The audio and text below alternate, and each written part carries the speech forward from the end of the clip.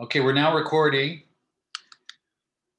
Alex Bagwell is a classically trained pianist who also plays jazz and sings, specializing in the songs of Paul Robeson, the ones he sang. Alex first met Paul Robeson in 1958 for his master's degree in his final project at SF State on the life and songs of Paul Robeson. He interviewed 21 people who knew Paul Robeson. His wife, Harriet Bagwell, is a retired clinical laboratory scientist. She's an expert in hematology who worked in that field for 30 years. She began to sing Robeson's songs with Alex in 1964, the year that they got married. Both Alex and Harriet are in the SF Rockin' Solidarity Chorus. They've traveled to South Africa twice, where they met Nelson and Winnie Mandela, and sang all over the country, performing with Bukani Matwetu, which means People Arise. Great name. So we're now going to hear a song that was sung by Paul Robeson.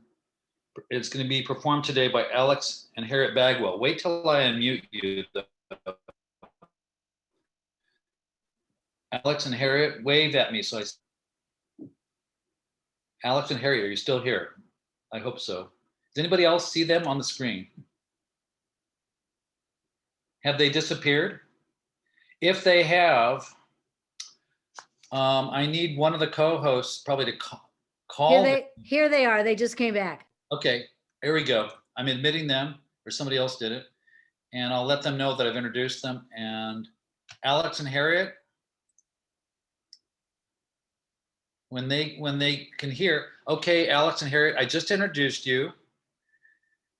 And can you unmute yourselves? I can't hear you. So you have to hit the button that says mute or unmute to unmute yourself. Alex and Harriet, unmute yourself. Okay. Can you hear us now? Yes, I can. Okay, it's your turn to sing the first song in your three. All right. Okay. All right. Thank you. We had some kind of a problem. Sorry about that. But you overcame it. So here you are. Lift every voice and sing till earth and heaven ring with the harmonies of liberty. Let our rejoicing rise high as the listening skies. Let it resound loud as the rolling sea. Sing a song full of the faith that the dark past has taught us. Sing a song full of the hope that the present has brought us. Facing the rising sun of our new day begun, let us march on till victory is won. Stony the road we trod, bitter the chastening rod, felt in the days when hope unborn had died, yet with a steady beat had not our weary feet come to the place for which our fathers sighed. We have come over a way that with tears has been watered. We have come treading our path through the blood of the slaughtered.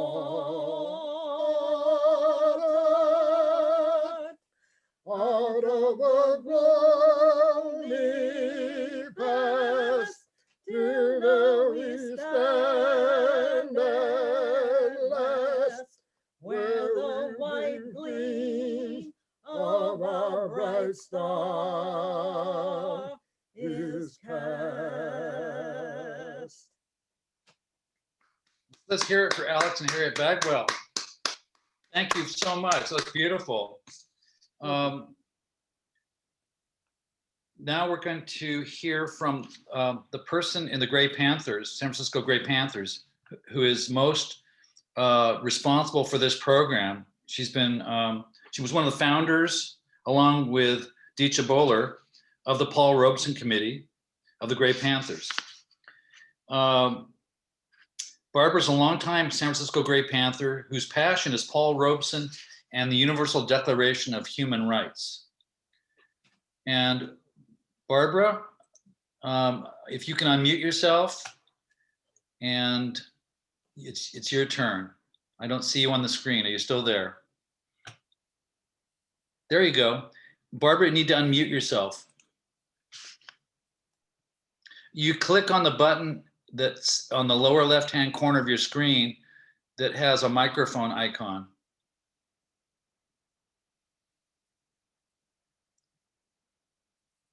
Look for the microphone icon and click on it. Let me see if I can do it, if you can't.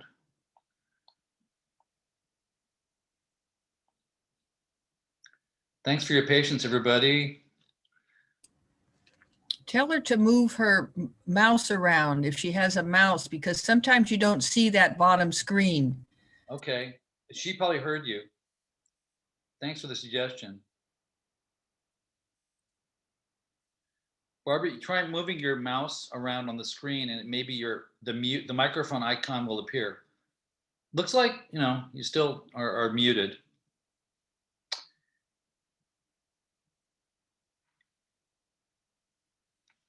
I'm gonna, let's see.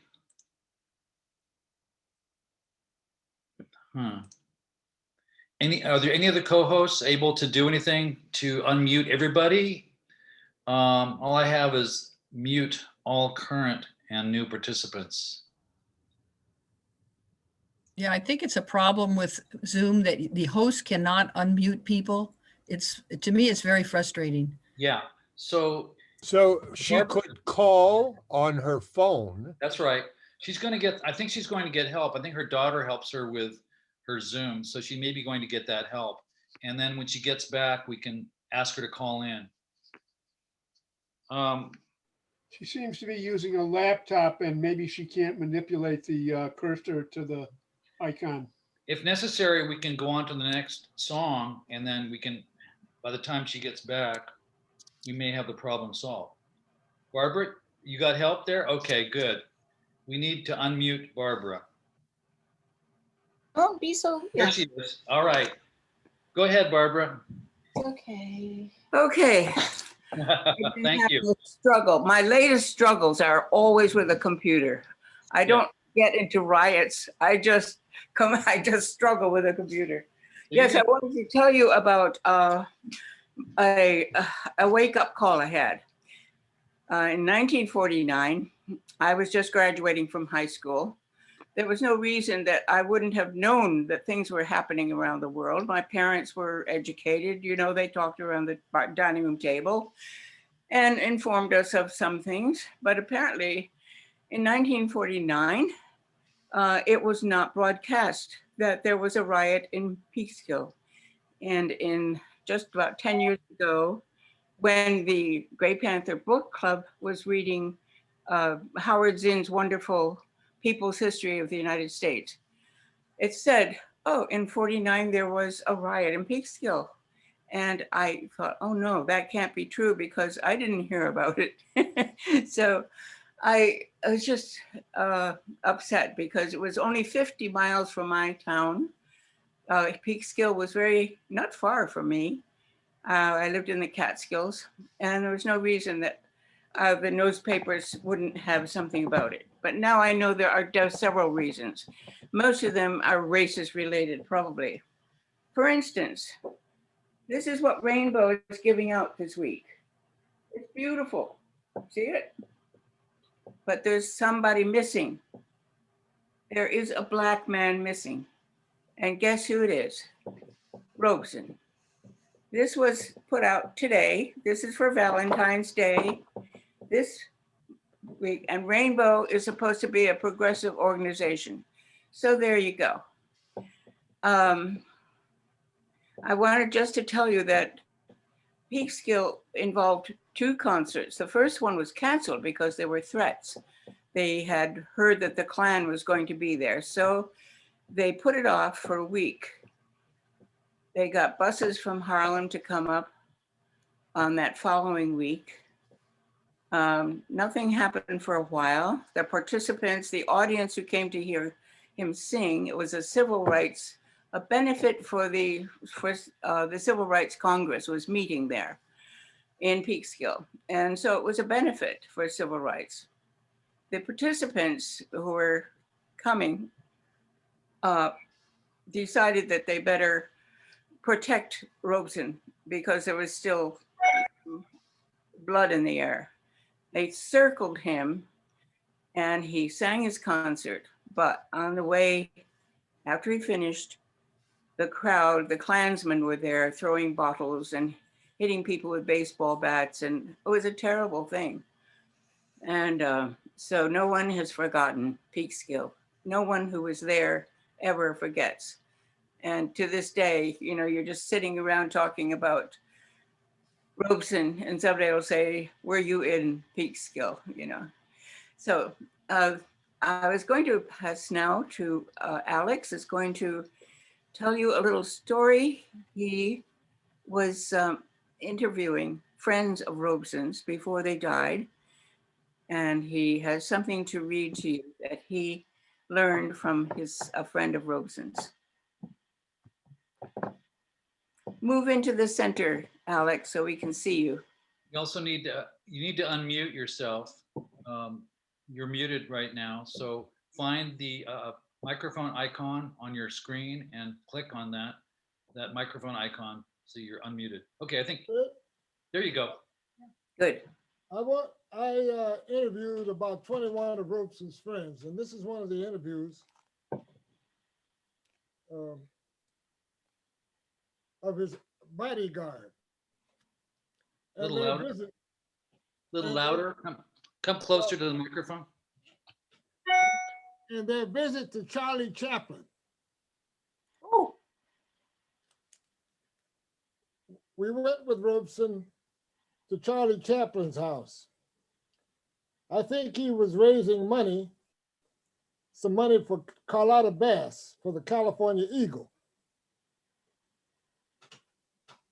They went out to talk with Chaplin, to visit with Chaplin. So we got to the house there.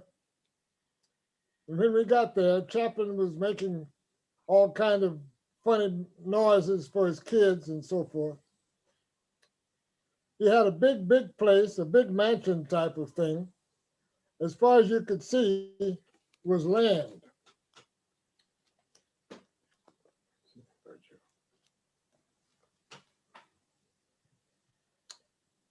And we came in the house. And Robeson and Chaplin began to talk. And he was making all kinds of gestures. And he said, Paul, if I could just have directed you in Othello, I would have had you do this. And he's making all kinds of faces and things and gestures. Anyway, he went through all kinds of stuff. Then we were going to have dinner with him. I looked at the table setting. I wasn't used to that kind of thing. I was used to a knife, a fork, and a spoon.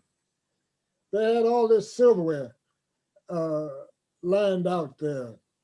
They had cold plates sitting on the table. I'm looking at this. I'm used to eating out of a plate sitting in front of me. I used to eat from, so I'm sitting there sweating it out. I looked at the steaks for each of us. My folks used to feed a whole family on a steak like that. Big, thick, nice thing. Anyway, they got all the stuff together. and I took some food and put it on the plate in front of me. Oh, the butler.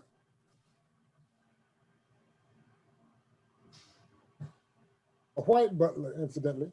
The butler me and set another one down. I didn't know what was going on. I was kind of getting disturbed there a little. Then after we got all the food on the table, on the plate, I wasn't used to all this silverware, all that kind of thing, all that kind of eating. I didn't know where to begin, you know. Suddenly I was sweating and looking around me, and Paul was talking. He was still talking to Charlie Chaplin. And he glanced over there at me and he kept talking. As he was talking,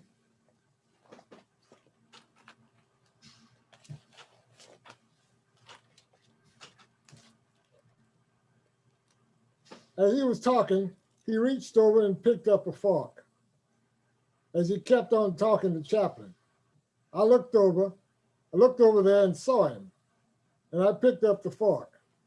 We went right on through the whole meal like that. He picked up, and I got to the end of the meal and left. On the table was a little 3-pronged fork and a wide-mouthed spoon. I thought, I wonder what those are for. So they brought some sort of dessert out, and I was a little weird. It was a little weird looking thing. They had meringue type stuff whipped up.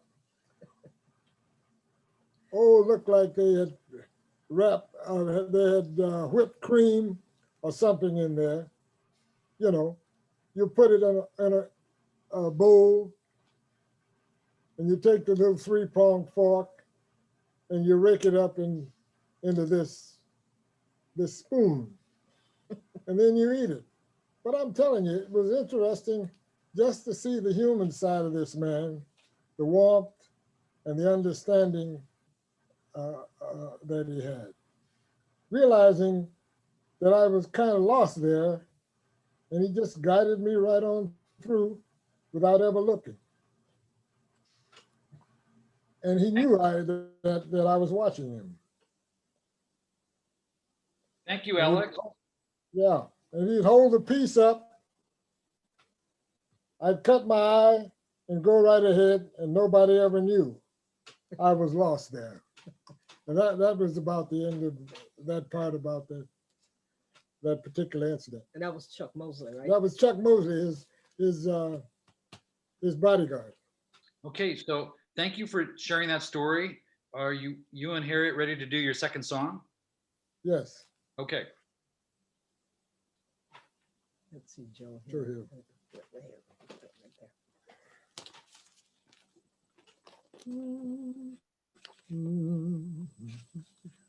Okay. I dreamed I saw Joe Hill last night, alive as you and me. Says I, but Joe, you're 10 years dead. I never died, says he. I never died, says he. In Salt Lake Joe, by God, my bed, they framed you on a murder charge, says Joe, but I ain't dead. Says Joe, but I ain't dead.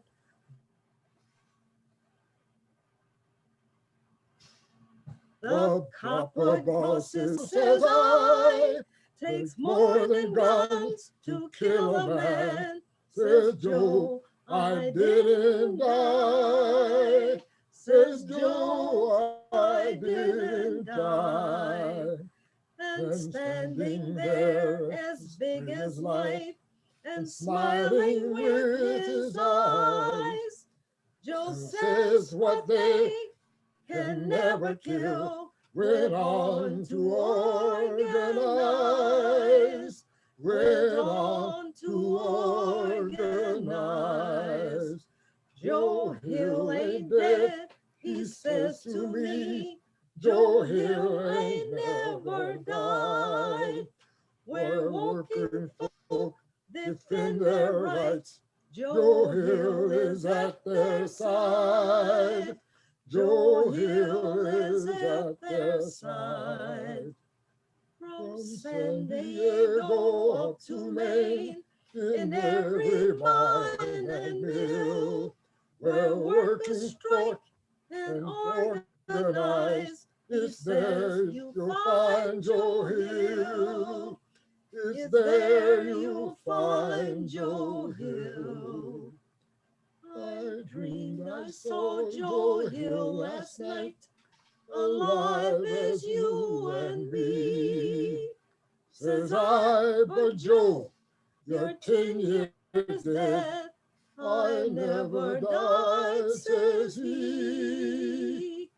I never died, says he. I never died, says he.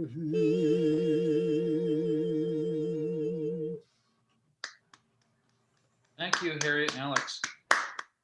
Okay, now we're going to hear from Deecha Bowler. Deecha, you want to unmute yourself? Deecha is going to talk about the Paul Robeson songbook that is produced by the Gray Panthers and the committee for Paul Robeson. Go ahead, Deecha. Yeah, so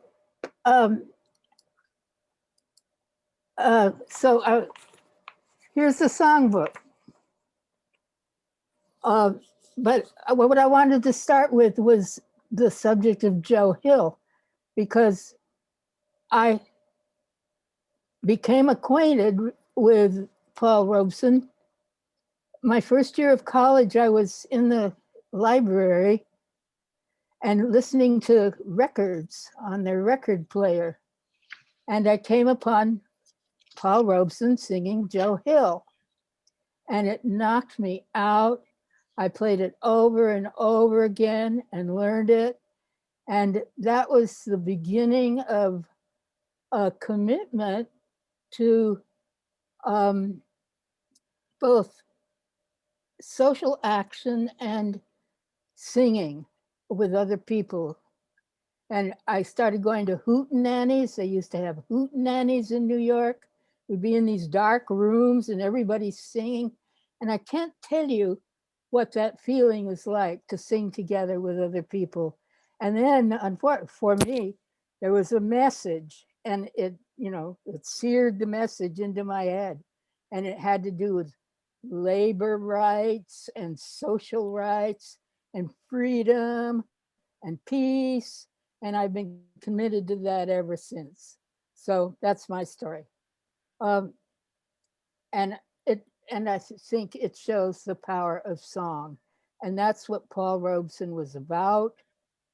He devoted his life at all and any expense to singing to people and singing the songs of his choice, which had to do with the rights of Negroes in this country, anywhere else, but was an issue here for sure, and labor rights, and then civil rights for everybody, and peace in the world. He stuck to that his entire life.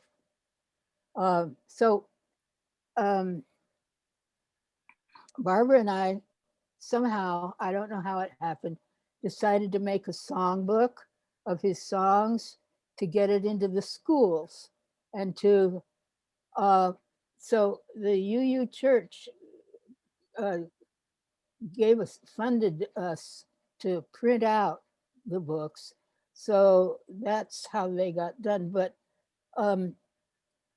the process, we got together with Alex and Harriet to decide on what songs to put in.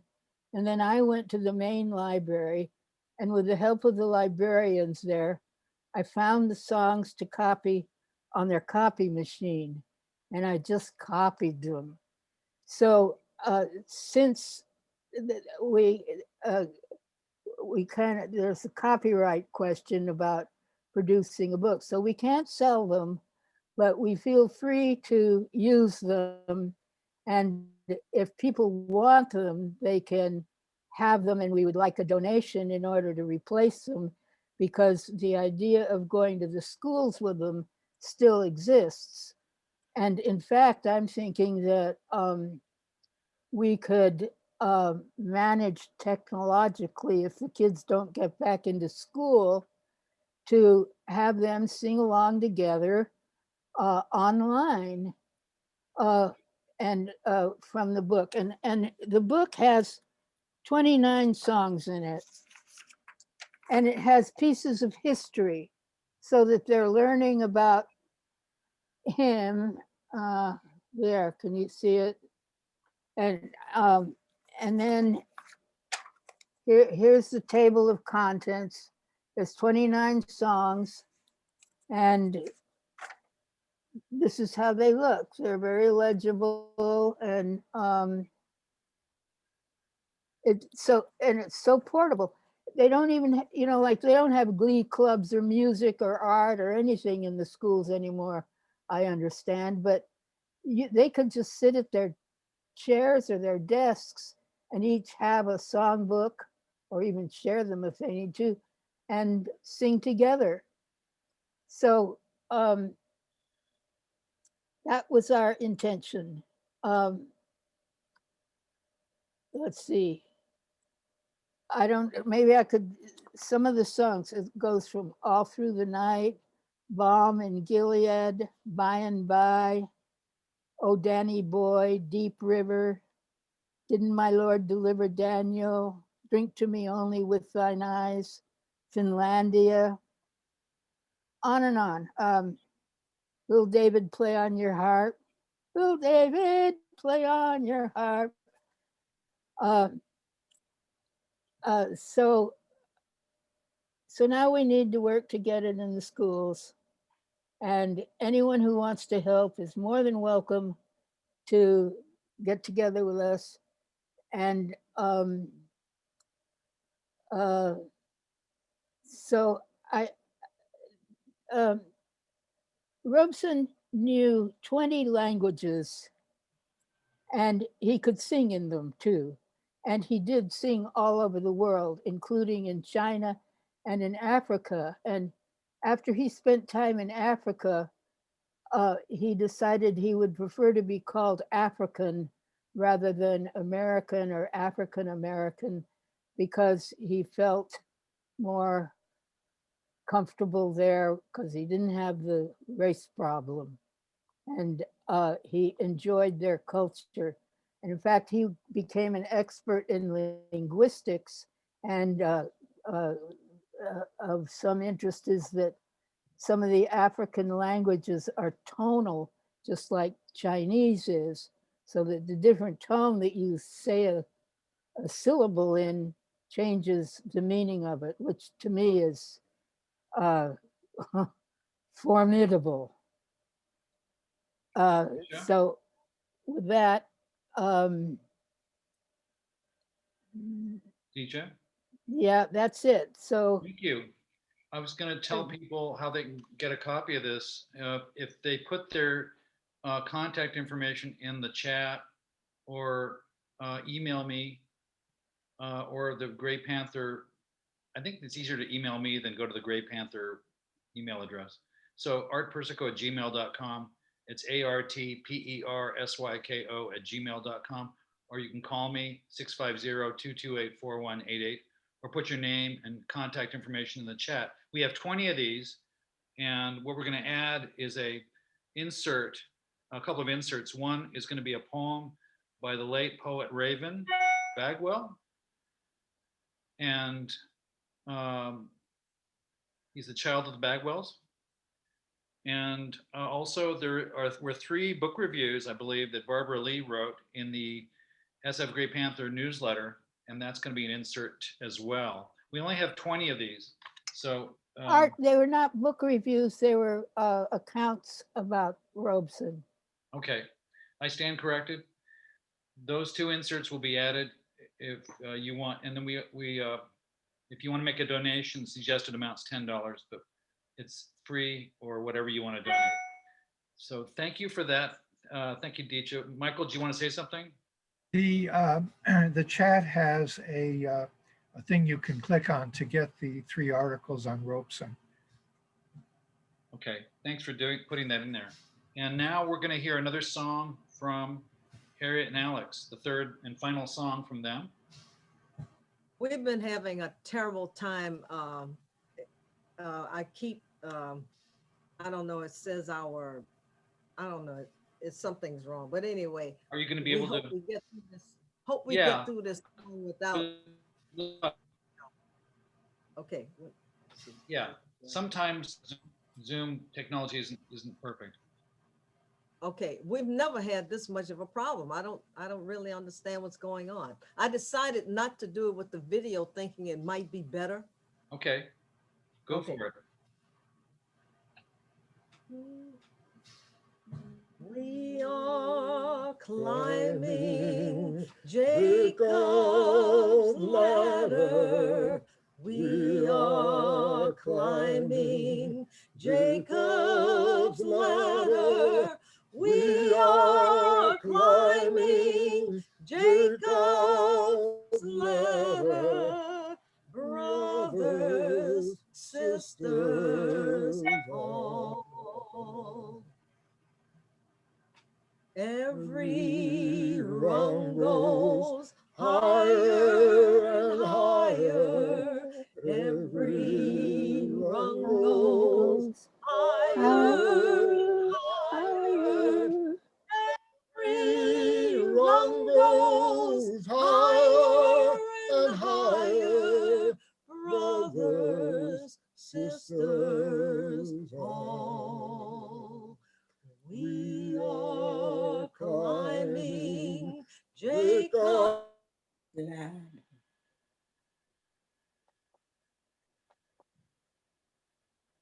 We are climbing Jacob's ladder.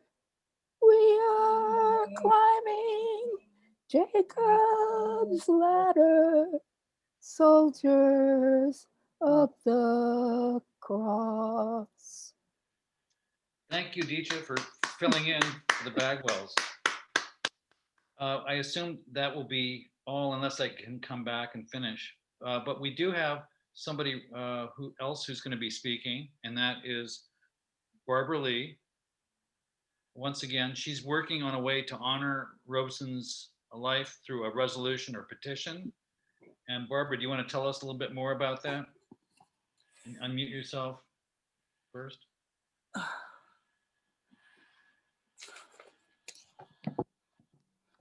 Okay, we can hear you now. You can? Yes. Oh, good. Okay. Yeah. Okay. We're calling this petition Remember Robeson Petition. And I'll just read it instead of talking. Since the centennial celebration for Paul Robeson and the issuing of his commemorative postal stamp in 2004, there is cause to correct and to review Robeson's life. Robeson's artistic achievements have never been officially recognized. As actor, musician, singer, writer, journalist, orator, linguist, and not to forget, athlete, Paul Robeson was known to everyone living in the USA and abroad. Events important to Robeson's story since his centennial celebration are a few of the following. In 1937, Robeson co-founded and chaired the Council on African Affairs, the first anti-apartheid, anti-imperialist organization in the USA. An artist must take sides, he said. In 1939, CBS Radio produced a broadcast of his performance singing Ballad for Americans. And apparently he wrote that song. And he had 100 voices, a people's chorus, helping him on that production. No, he didn't. Yes. He didn't write that. Oh, he didn't write it. No. Okay. In 1949, Robeson sang before 1,200 delegates to the Bill of Rights Conference. This was the benefit we were talking about before for civil rights in Peekskill, New York. In a letter to President Truman referring to the riot there that lives in infamy, Robeson wrote, quote, "It is by no means an isolated instance of the violation of constitutional rights of American citizens. There is increasing mob violence and brutal atrocities against Negro citizens." In 1950, he sang at Madison Square Garden for benefit for civil rights. And in August 1950, the State Department revoked his passport. He was a very popular person. His right to earn a living from his international performance career was over for the time. And in 1962, I'm going to forget that one. 1956, he was called to testify before the House American Activities Committee. He was asked why he did not stay in the Soviet Union, and he answered, "Because my father was a slave and my people died to build this country. I'm going to stay here and have a part of it just like you. No fascist-minded people will drive me from it." In June 1958, the Supreme Court's Kemp Rule decision ruled it unconstitutional to restrict for political views any American from travel. Robeson's passport was restored and he toured the British Isles, renewing friendships he'd made when filming My Proud Valley in Wales. I don't know if any of you have seen that film. It's just wonderful. Carnegie Hall hosted a tribute to Robeson after his death in 1976. Sidney Poitier said of him, "When Paul died, it marked the passing of a magnificent giant, a dedicated humanist who conferred nobility upon us all." In 1995, Roby of Rutgers was finally inducted into the College Football Hall of Fame. And in 1998, he received a Grammy Award. Friends of the Negro Spirituals, initiated and petitioned by the San Francisco Gray Panthers, awarded Paul Robeson their prestigious Heritage Keeper Award in 2017. That was quite an occasion. I don't know if any of you remember Mitzi. Mitzi received the award and she clasped it to her chest and just hugged it. It was so beautiful. Paul Robeson used his talent and fame to become a world spokesman for peace and friendship between peoples. In so doing, he united people in harmony through the beauty of his voice. Whether crooning the Brahms lullaby to his son, Paul Robeson Jr., or singing Cantara Maria and Old Man River in support of Spain's war against fascism, or whether raising funds for Henry Wallace's bid to be president of the United States. His fine, strong baritone was unforgettable. In view of this partial list of his extraordinary achievements, we are petitioning museum benefactors throughout the world, the globe, for funds to exhibit, to make an exhibit of his life achievements, along with computerized access to recordings of his songs of all peoples and all nations. My idea is to have them sponsor a jukebox so that children go in and push a button and hear him sing Old Man River. People think that's pretty funny, but I think it's a great idea. So that's our petition. We will be getting this around. It'll be online, etc. Thank you for listening and thank you for coming to the program. It's not over. Thank you, Barbara. Now we have time, maybe 10 or 15 minutes for Q&A for Alex and Harriet and any of the other presenters or comments. How we can try to do this. I mean, it's not much time, but if you raise your hand using the reactions button or physically raise your hand, you'll need to unmute yourself also. Okay, I told Alex I would call on him. He has something else he wanted to say. So Alex, are you here? Are you able to unmute Oh, yourself? Alex? yeah, there they are. Go Yeah, ahead, Alex. You had a comment? yeah, what did I want to say? I don't know, Alex. You can let somebody ask a question. Yeah. Ask a question. Okay. Who has a question? Raise your hand. I see David Williams. I saw Sherry. Who else has a question? Raise your hand either using the button or your hand, and I'll try to note or put it in the chat. David? Alex, can you sing Water Boy? Okay. Not right now, though, right? Well, We're that's doing not- Q&A. yeah. We're doing, Q&A. yeah, maybe later. Before 3 o'clock. Sherry? What grade levels would you Okay, like this? Huh? What grade levels would you like the songbook to be in the schools? I'm curious if you're talking elementary, middle, or high school, or all of them. What do you What looking do you for? suggest?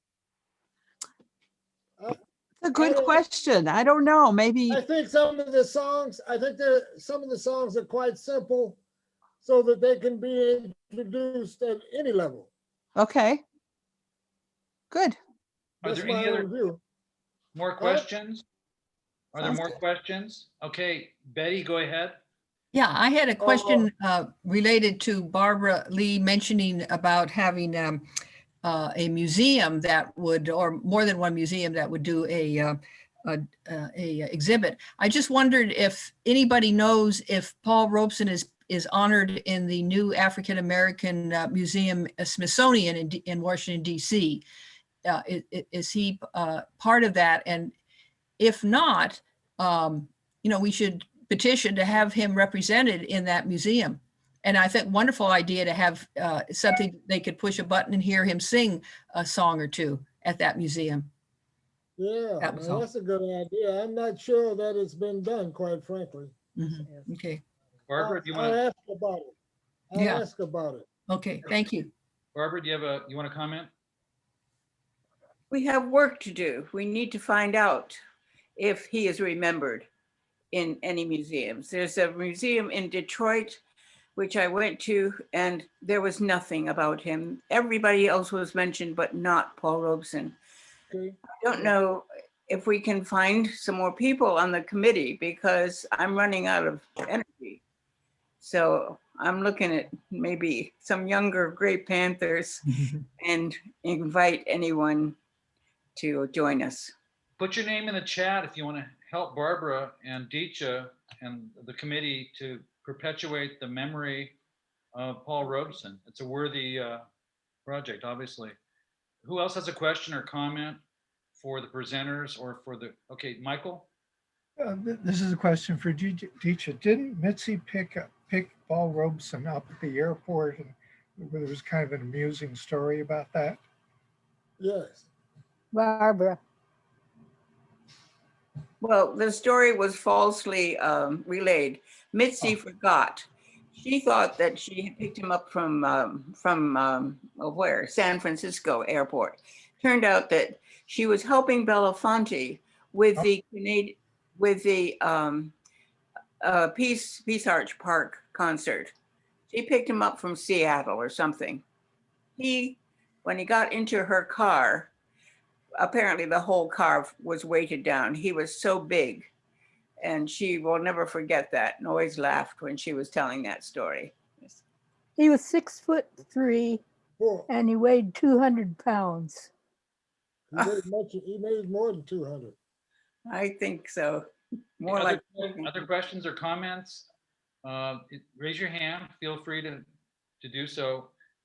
We also have a standing request for Waterboy performance. And Alex also, there was something he was going to mention. I don't know if you're, so are there more questions or comments from people who haven't had a chance to ask one yet? So Alex and Harriet, do you want to sing that song, or do you have something else you wanted to Okay, say? that's, okay, I'll sing it. That's, was Waterboy? Yeah. Waterboy, where are you hiding? Now, if you don't come, I'm gonna tell your daddy. There ain't no hammer that's on this rock, boy. That rings like mine, boy. That rings like mine. I done bust this rock, boy, from here to Macon, all the way to the jail, boy. Yes, back to the jail. Done bust this rock, boy, from here to Macon, all the way to the jail. You jack a diamond, yeah, you jack a diamond. Well, I know you are old, boy. Yes, I know you are old. You robbed my pocket. Yeah, you robbed my pocket. You done robbed my pocket of the silver and gold. You robbed my pocket of all my silver and all my gold.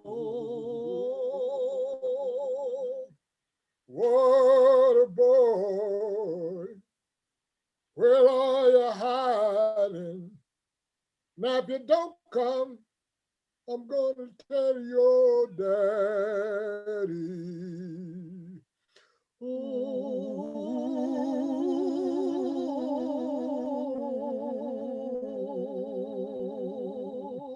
water boy.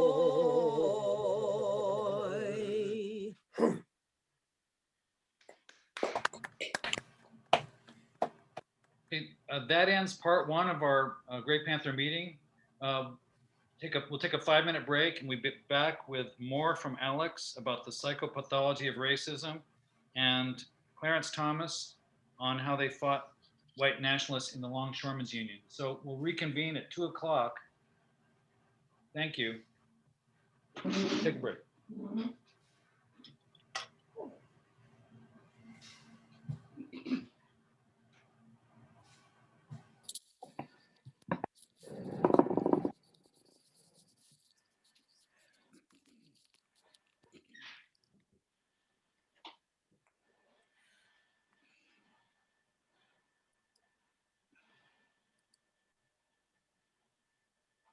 One, two, three.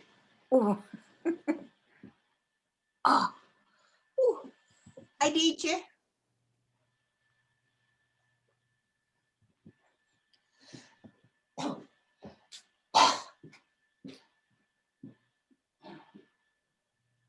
David, thank you for requesting that. That was beautiful, just beautiful. Thank you. Wonderful.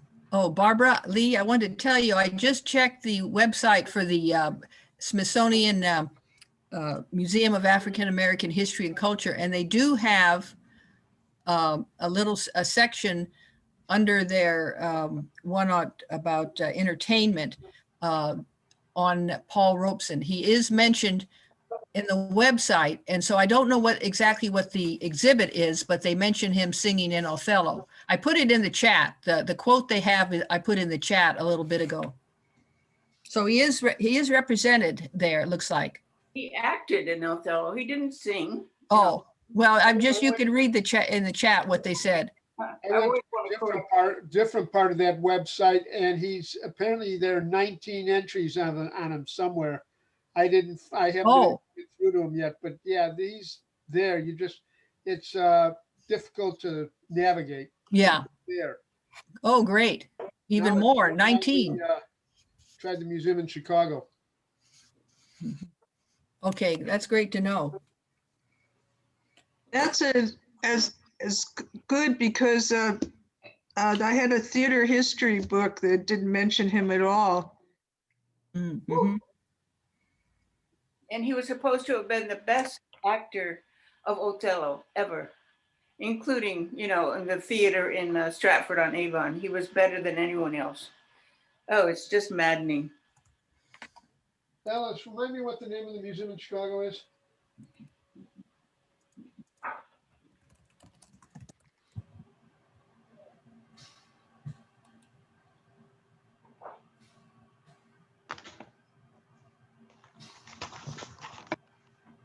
Yes, what is it?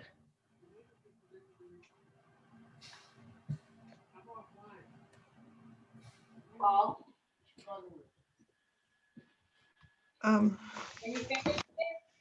mean, the African American Museum.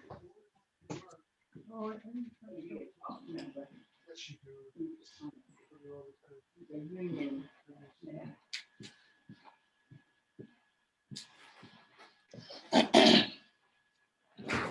Well, when you remember, let me know.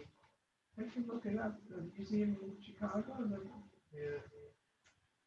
You're talking about the African American Museum. The one that's in Washington Park. Oh, I don't know. Oh, Harold Washington? I mean, is No, it named? no. Oh.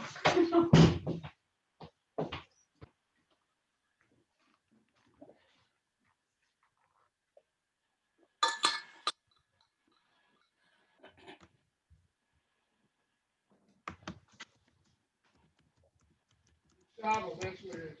New Saddle Museum.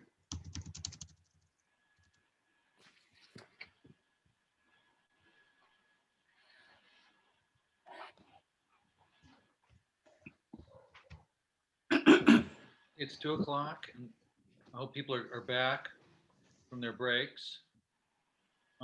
If you want to, if you're not a member of the Gray Panthers, please consider joining. You can contact me, Art Persico. Send me an email, artpersico@gmail. It's ARTPERSYKO@gmail.com. You can call me 650-228-4188, 650-228-4188.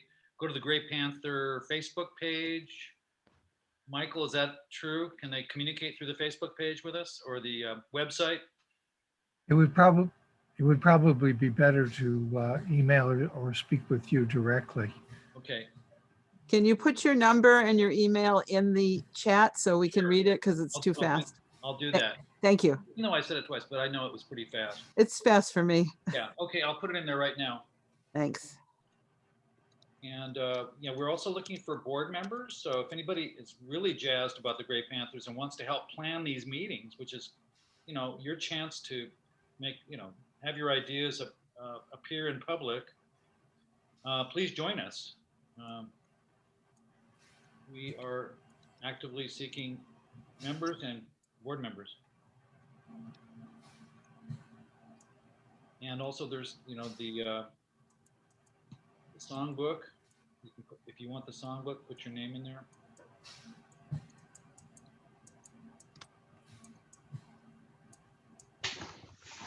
Okay, I put my phone number and my email address in the chat so you can copy it. You can save the chat at the end of the meeting or anytime you want by clicking on 3 dots at the bottom of the chat. On the right side, you'll see a little rounded corner rectangle that says file, and right next to that, 3 dots. You click on that and it'll say save chat, and you click on save chat and it'll save it for you.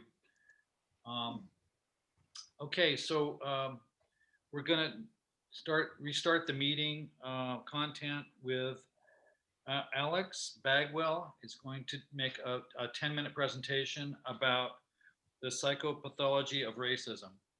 Alex, are you back with us? Yes, Harriet is supposed to introduce me. Okay, take it away, Harriet. Alex Bagwell, my husband of 57 years, wrote 2 papers. Pardon? Yeah, go ahead. It's a little Okay. louder. One, the psychology of prejudice in general and race prejudice in particular. Number 2, the psychopathology of racism. And he wrote that while at the Union Institute before going to San Francisco State for a master's in creative arts. He is primarily a pianist, having started his formal training with his mother at 2.5. And after studying with several teachers, he studied at San Francisco State with Vladimir Brenner and William Allen. And it was doing a study with William Allen that he met Paul Robeson. This was a high point in his life. Later, he interviewed 21 of Robeson's friends and wrote a play around Paul Robeson's life and work. Alex Bagwell.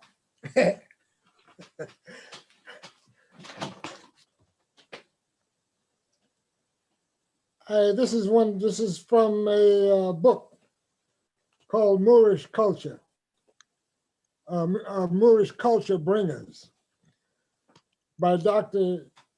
Jan Carew. He writes, the defeat of the Moors in 1492 deformed the European vision of Africa and Africans.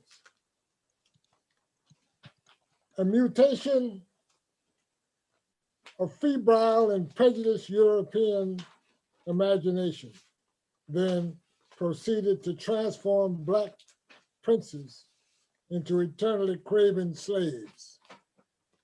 That is the basis for the pathology of racism.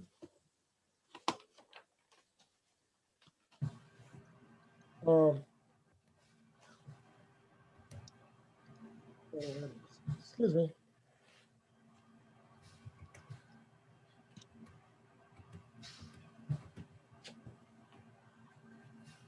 I knew a white man once in the military who was born and reared in the Deep South and had been taught prejudice against Black folk by his parents and the Southern custom without ever having come in close contact with Black people. Later in the military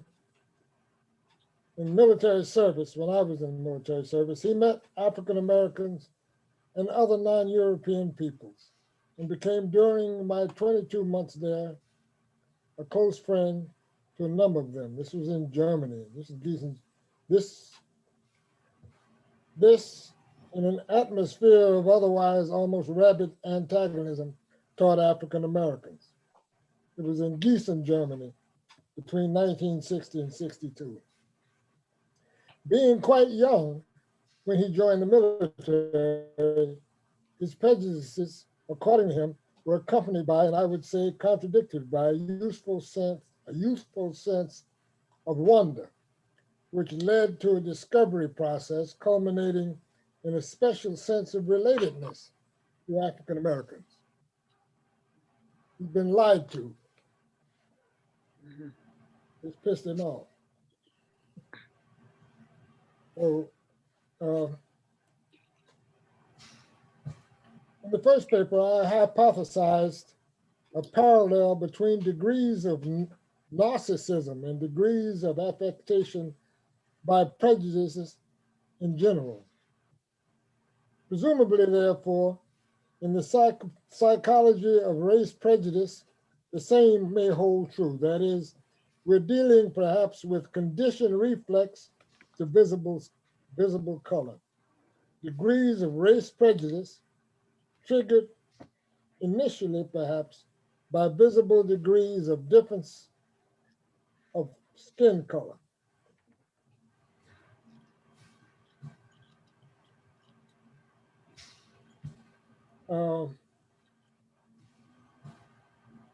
When you're not reacted to on that basis, there's some information about racism that you don't get.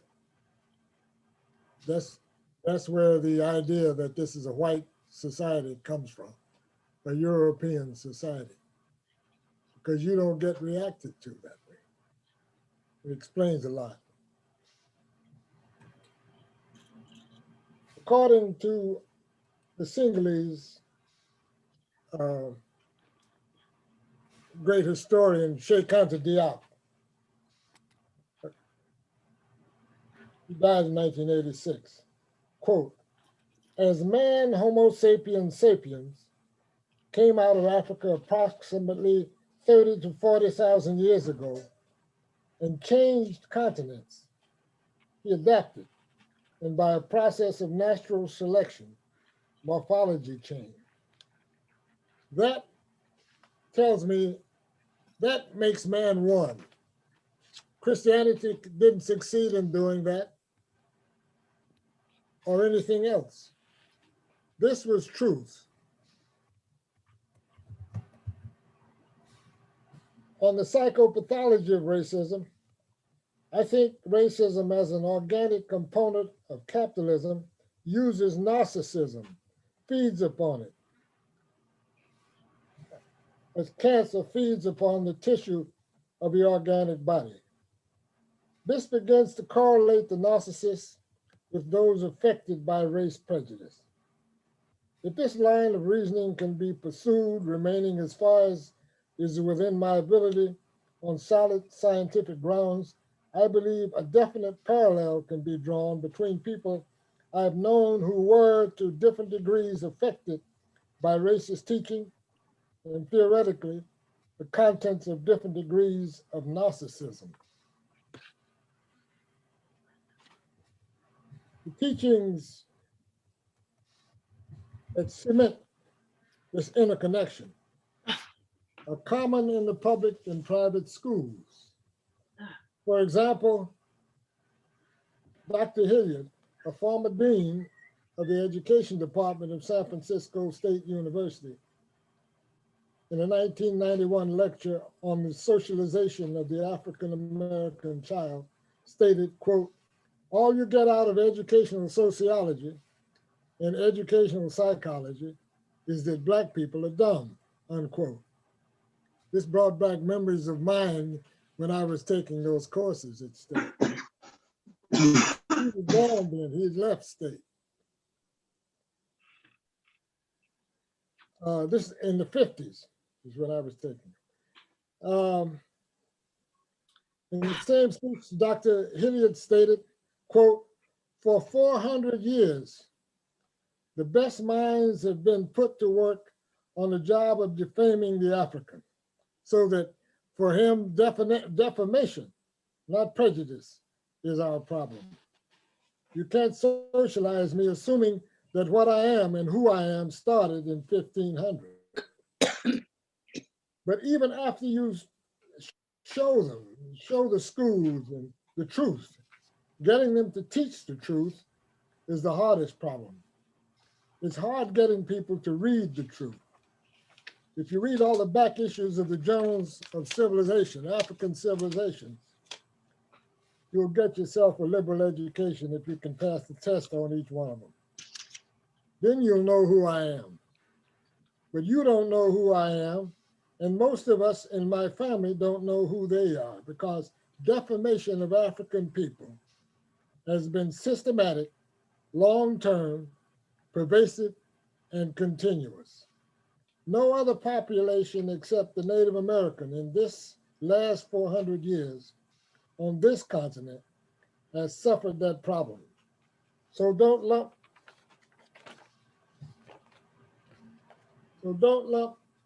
the Native American problem and the African American problem, or the African problem, with the problems of prejudice. Our problem is deeper than prejudice and stereotyping. Our problem is defamation. That means taking the information away from me and putting some false information in there about me.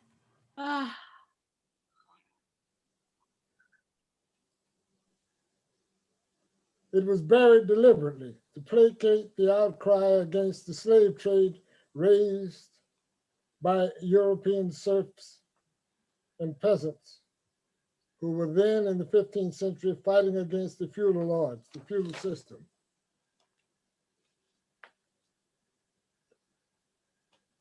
Not knowing this, we later did not know who we were. Dr. Aptheker states, "To rationalize the slave trade and its atrocities came racism, the rationalization of immutable, significant, and inherent inferiority of all colored peoples.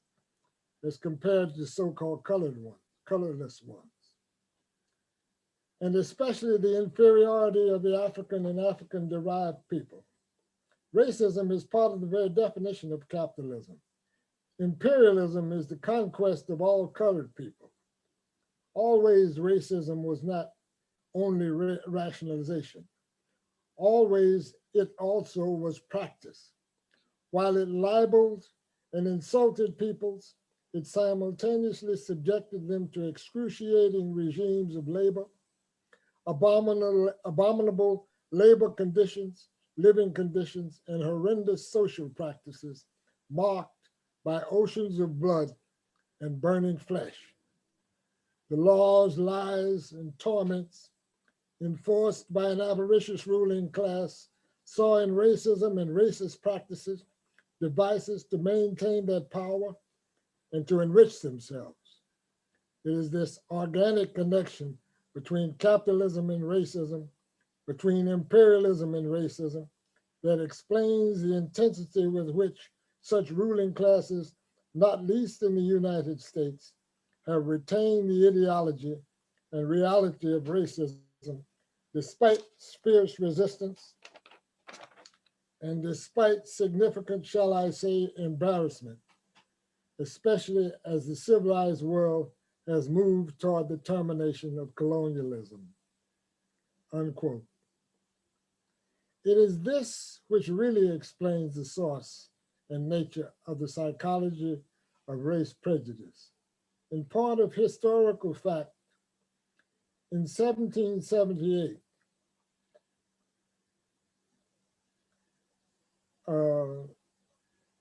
the Confederate States needed votes in the national election against the North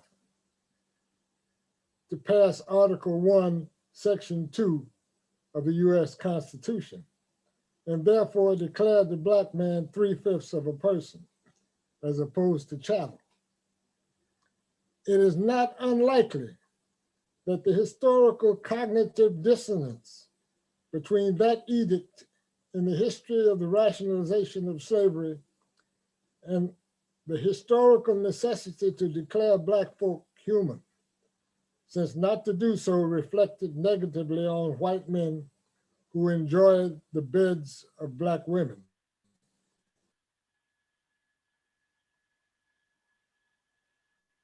That is at the source of the characterizes the psychology of racism. That's Dr. Aptheker. This probability would then correspond to psychopathic personality and paranoid personality.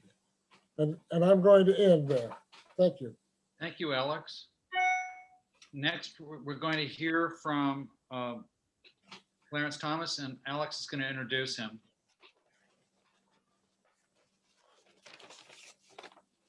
Bring your chair a little closer. No, closer to the. Clarence Thomas is the third generation longshoreman, longshore worker who has 31 years of service in the ILWU, Local 10 in San Francisco. Thomas's activism started in the late 1960s as a member of the Black Student Union at San Francisco State College and as a member of the Black Panther Party in Oakland, California. During his college days at San Francisco State, he was a part of the leadership of the longest student strike in American history, which resulted in the establishment of the first Black Studies department in the School of Ethnic Studies in the country, and both still exist today. He has served as an officer in his local and has been a part of many historical, economic, and social justice struggles for the working class and the oppressed. Clarence organized and led such courageous and rank and file actions as the Million Worker March movement in 2004, calling for workers to break away from the Democratic and Republican parties and organize independently, mobilizing and organizing in their own name. In 2008, shutting down all 29 West Coast ports on May Day to oppose wars in Iraq and Afghanistan. In 2010, shutting down 5 Bay Area ports and action for justice for Oscar Grant in jail for killer cops. In 2011, on the 43rd anniversary of the assassination of Dr. Martin Luther King, shut down the Bay Area ports for 24 hours as a day of solidarity with the Wisconsin workers. Also in 2011, shutting down docks on December 12th in solidarity with West Coast Occupy Wall Street. In 2014, port shutdown solidarity action for Palestine. In 2015, May Day port shutdown action for resisting police terror. And on May Day 2016, rally and port shutdown in support of Black Lives Matter and the the minimum wage demand of $15 an hour, just to mention a few. Struggles also included 2019-20 activism. As an organizer, joining actor and activist Danny Glover for a community forum to keep the A's in East Oakland, joining Local 10 leadership in the George Floyd Stop Work action on Juneteenth, end systematic racism, stop police terror, and stop privatization of the Port of Oakland, and completing his soon-to-be-released book, Mobilizing in Our Own Name, Million Worker March Movement. Although he's retired from the longshore industry, he's not retired from the struggle. This was the radical history of the ILWU and the fight against white supremacy. That's my friend, Clarence Thomas. I Okay. present to you. Can everyone hear me? Yes. Yes. Okay. First of all, solidarity to all. It's great to be with brothers and sisters and comrades. I see so many. I see brother and comrade Jack Heyman, Alex Bagwell, and Sister Harriet, of course, Stan Woods. I have also, now I'm meeting face to face, Comrade Arthur Persico, Michael Lyon, and all of the others that are on this call. Let me first of all say that I'm honored to be a part of the Gray Panthers event today, honoring the great Paul Robeson, who I consider one of the greatest Americans of the 20th century. I tell my grandson, who's 19 years old, if you could imagine someone like LeBron James being Phi Beta Kappa in college, All-American, singer, orator, graduate from law school, professional athlete, actor. I don't know if I mentioned attorney or not, but attorney, civil rights activist, all in one. That's what Paul Robeson was like. And it's an honor to be with you today. I came on a little late, so I don't know if anyone mentioned that the great Paul Robeson was made an honorary lifetime member of the ILWU. He was, that action was in 1943, led by Harry Bridges at the International Convention. where the delegates and the executive board voted unanimously to bestow that honor to the great Paul Robeson for his devotion to democracy, economic and cultural advancement of all people. I'm sure many of you have seen this famous photograph of Paul speaking. I believe it was in Richmond, if not Oakland, at the Moores Shipyard, where he's singing with workers, sitting down, listening to him. It's a fantastic photo. I'm going to have that in my anthology. As was mentioned by Brother Bagwell, I assume we'll have an anthology coming out, mobilizing in our own name, the Million Worker March movement, because that is in the tradition of the ILWU, and Local 10 has been in the vanguard of that tradition. I'm proud to say one of the most radical, one of the most democratic unions in the United States of America. ILW Local 10 is the only predominantly African-American local on the West Coast, at the third busiest port on the West Coast. Let me first of all say this. As Alex mentioned, I'm a third generation longshore worker. But one of the things that I mentioned in my upcoming anthology was that my earliest memories of learning about the ILWU, Harry Bridges, and Paul Robeson was in the mid-1950s when I was 8 years old.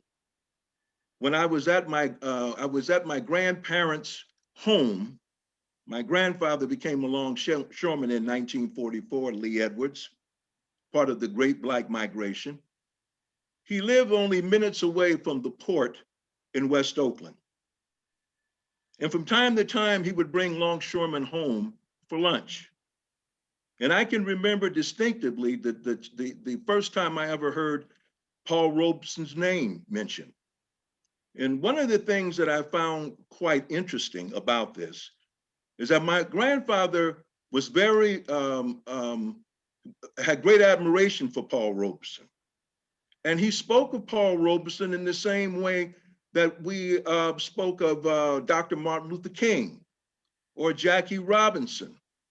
And one of the things that intrigued me was that I couldn't figure out why a man that was this important to my grandfather was someone that I had never heard of. I had never read about Paul Robeson in any book. I hadn't seen him on television, and certainly hadn't learned anything about him at school. But my grandfather was a very patient man, and he explained to me that Paul Robeson was accused of being a communist. Well, I knew something about that word because growing up in the aftermath of the Cold War, this is 1955, but some 8 years after the establishment of the national security state, where they used to have us get under the doggone desk at school in case we had an atomic bomb attack. You remember those days. Anyway, suffice it to say that my grandfather tried to explain to me about Paul and these accusations against him. So I really didn't understand the gravity of the Cold War or any of that, but I still had a great amount of affection and honor for my grandfather to try to explain this to me. It was decades later that I learned about who Paul Robeson really was, his association with the ILWU. When we talk about the ILWU's fight against white supremacy, I'd like to go back to the year of 1934, before there ever was an ILWU. This was during the course of the 1934 West Coast waterfront strike, when San Francisco was the #1 port city in the world. And there was an immigrant by the name of Harry Bridges out of Local 10, who was the rank and file leader of that struggle. And something that I think that has not been underscored enough in the history books, labor history, in my opinion, is the fact that something extraordinary happened that impacted directly the Black community. And what that was, people like Harry Bridges, Henry Schmidt, other radicals, leftists of all sorts and descriptions who understood the intersectionality between race and class, knew that they could not win the 1934 strike without the support of the Black community. And for those of you who understand anything about labor history, understand so very well how white supremacy has been used to keep Black folks out of labor. And San Francisco was no exception. As a matter of fact, most of the Blacks who worked on the waterfront in 1934 got there as a result of being a part of scab labor. But Bridges in his wisdom understood, as I mentioned before, the intersectionality between race and class, and how racism and capitalism go together as a hand in glove. They're inseparable. He knew that he needed to have the support of the Black community. So what did he do? He, along with the assistance of C.L. Dellums, one of the leaders of the Brotherhood of Sleeping Car Porters, were able to appeal to the Black church members to make the proposal to the Black community that if they were to support the strike, that the union would make sure that they would be able to have jobs on that waterfront. Now that, some would say, would be a leap of faith. But I say this, that demonstrated in 1934 that the rank and file leadership of Local 10 and the Pacific Coast ILA realized that Black lives matter. That's really demonstrating that Black lives matter, because we all know what was happening in 1934. So in fact, that move on the part of Bridges and others was challenging even many of the racial attitudes and positions of those who were in the union, who thought that white supremacy and the exploitation and oppression of Black folks was the order of the day. In fact, many folks from Europe, in particular Irish, whose history is so much similar to those of us who come from Africa as it relates to oppression, they bought hook, line, and sinker the whole issue of racism against anti-Black racism against Black folks as being American. But let me move on. There are so many examples of the ILWU, which was born in 1937, that has taken on white supremacy. And need I say that the strike in 1934 was won. And the Black community had a great deal to do with that. And the employers were very pissed off, excuse my longshore language. They could no longer utilize African Americans as scabs. But moving forward to the 1940s, many of you may know that Bridges was married to a Japanese woman.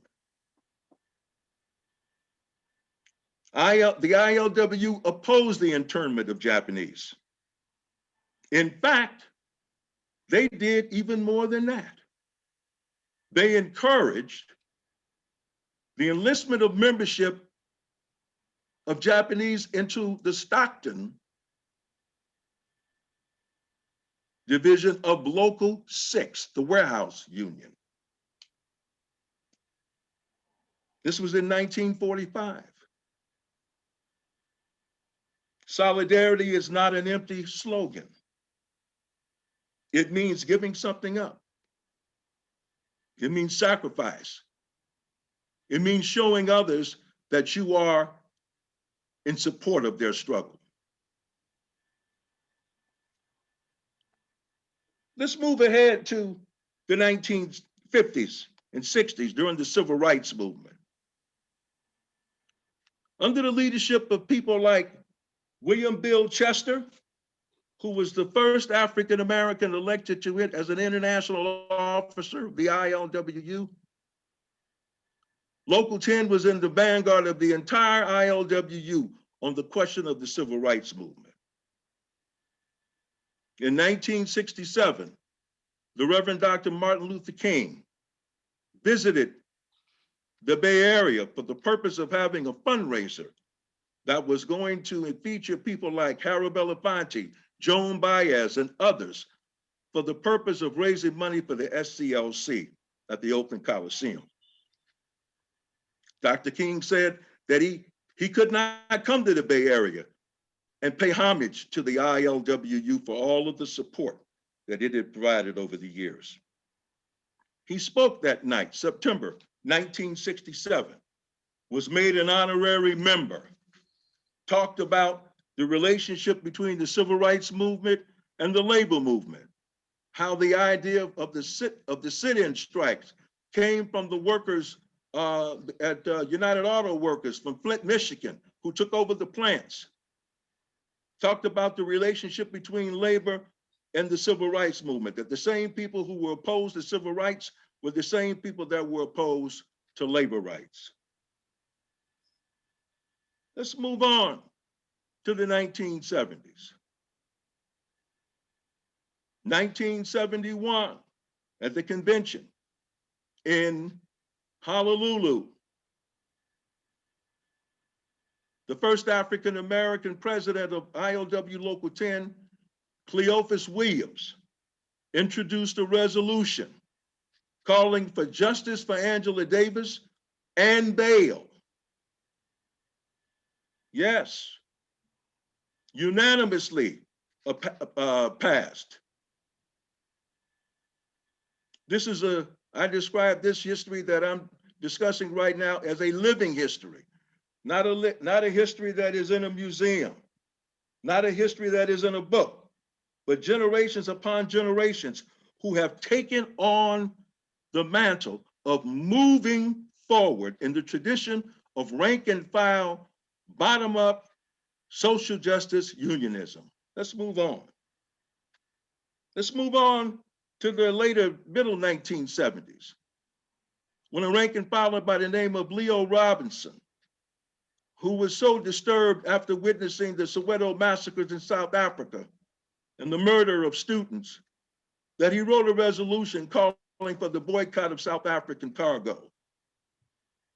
That spawned various kinds of activities amongst the rank and file, notably the organizing of the Southern Africa Liberation Support Committee, the first labor organization opposing apartheid in South Africa. Let's move on to the middle 1980s. Howard Keeler, one of the oldest living ILWU Local 10 pensioners today, wrote a resolution calling for the refusal to handle South African cargo, which led to 11 days violating Taft-Hartley and every contract obligations, where members were being threatened with hundreds of thousands of dollars in lawsuits. This action was so dramatic and so profound that it reached Robben Island, where Nelson Mandela was jailed. This had a great deal to do with showing the power of the rank and file. There are no workers in the world that are more critical to the global economy than longshore workers. We're critical to shipping. Shipping was the first global industry. Hence, it was fundamental to the development of American capitalism. Let's move on.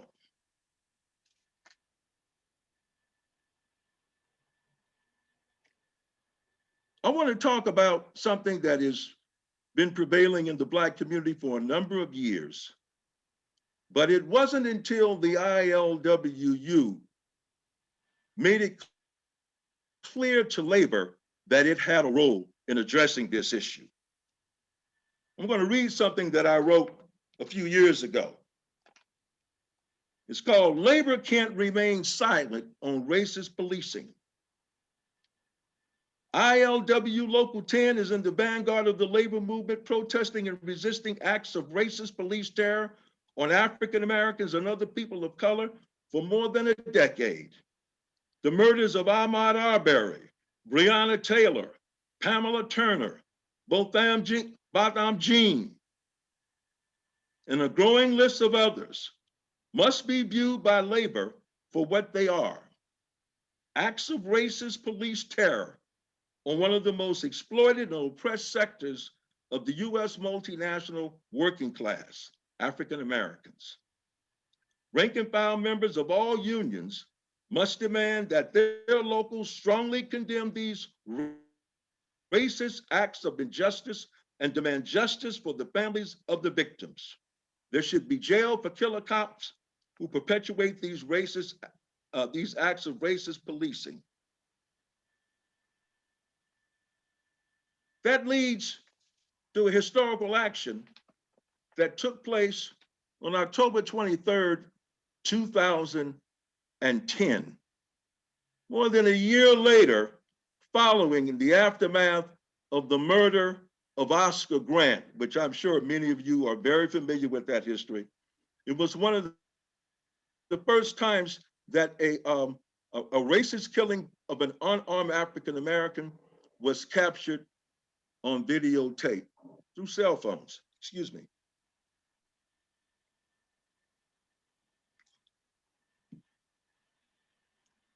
The history of police violence is something that is very much a part of the history of the International Longshore and Warehouse Union.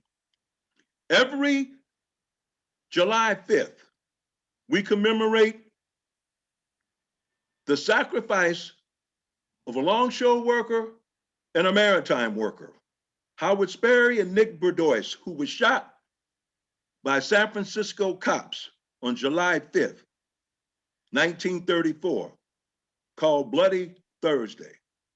We understand the relationship between the police, whose interests they protect, and whose interests they don't. Every time there's a picket line, when cops come out, they come out to defend the boss and the powerful. After Oscar Grant was murdered, there was a lot of discussion about what action should be taken. We invited Cephas Johnson, who is the uncle of Oscar Grant, to come to Local 10 to speak. He addressed the membership. One of the things that he mentioned was that how he was struck by the silhouette that is outside of our Barrier Longshore Memorial Building that depicts where the two strikers were killed that I referred to earlier in 1934. He said that it brought to mind Oscar, who was shot on the platform at the Oakland BART station on January 1st, 2009. I said solidarity is not an empty slogan. The ILWU took a vote and decided that we were going to shut down all 5 Bay Area ports. The first time that labor has come out against the issue of police terror. It was historic. It took place on a Saturday at what we have renamed Oscar Grant Plaza in front of Oakland City Hall. In the interest of time, I'm going to have to pick it up a bit here. Suffice it to say that since 2015, every May Day, ILWU Local 10 has shut down all Bay Area ports for 8 hours, commemorating not only the struggle for the right for the 8-hour workday, but to connect that struggle to struggles of today. And every year since 2015, one of the #1 items on the agenda has been stopping police terror. Some of our white brothers and sisters have a difficult time in identifying with the Black working class because of white supremacy. I don't want to take up too much time, but we can talk about Dr. W.B. Du Bois's analysis, which he called the wages of whiteness, how anti-Black racism has become part of the identity of the white working class. We've seen this on full display just a few weeks ago with neo-fascists, right-wing zealots, neo-Confederates, white supremacists, the Proud Boys, 3%ers, all of them who took over the United States Capitol. Yeah, we got to deal with these contradictions in the white working class who think that they are part of another working class because of white supremacy. I have to remind our white brothers and sisters that long before Black people worked on the waterfront, that there was discrimination. They seemed to not understand until I explained to them what the doggone shape up was about, where people were picked for jobs based upon their ethnicity, family background, kickbacks. Discrimination is not limited to people of color. It's part of the modus operandi of the ruling class to divide and conquer. These are the issues and stories and narratives that we have to make clear. In conclusion, I've been reminded that I need to talk about this, and that is the historical action that took place on Juneteenth, 2000, that was June 19, 2020, the date that celebrates the enslavement of the enslaved Africans in Texas who learned about the Emancipation Proclamation and the end of the Civil War. Well, let me just say this. It's important that I point out how that happened.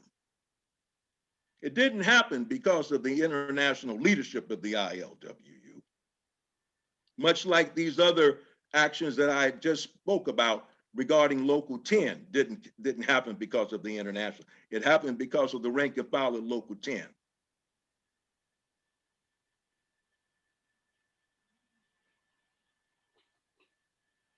Number one, the president of Local 10 currently, Trent Willis, third generation longshore worker like myself, who was the person that came up with the idea of the Million Worker March. Keith Shanklin, who in 2020 was the president of ILWU Local 34, the local that brother Alex Bagwell comes out of. These are the brothers who came up with the idea for the Juneteenth action. Both of them were very much involved in the organizing of the Million Worker March movement. It would not have been a Juneteenth without those two brothers. They were the ones who prevailed upon the president, Willie Adams, who's the first-time African-American president of the International Longshore and Warehouse Union. And let me just say this, when the proposal was made to have Juneteenth as a day where we did not work for 8 hours, the employer had a counter proposal. They said you could have Flag Day, which has no historical significance. And not only did they insult longshoremen, but it's also on an overtime day. I don't know any longshoremen gonna give up on overtime day for this Flag Day for an action. That was unanimously rejected. Yes, we did shut down on Juneteenth. The first time that a labor organization has taken such action. However, something took place before that.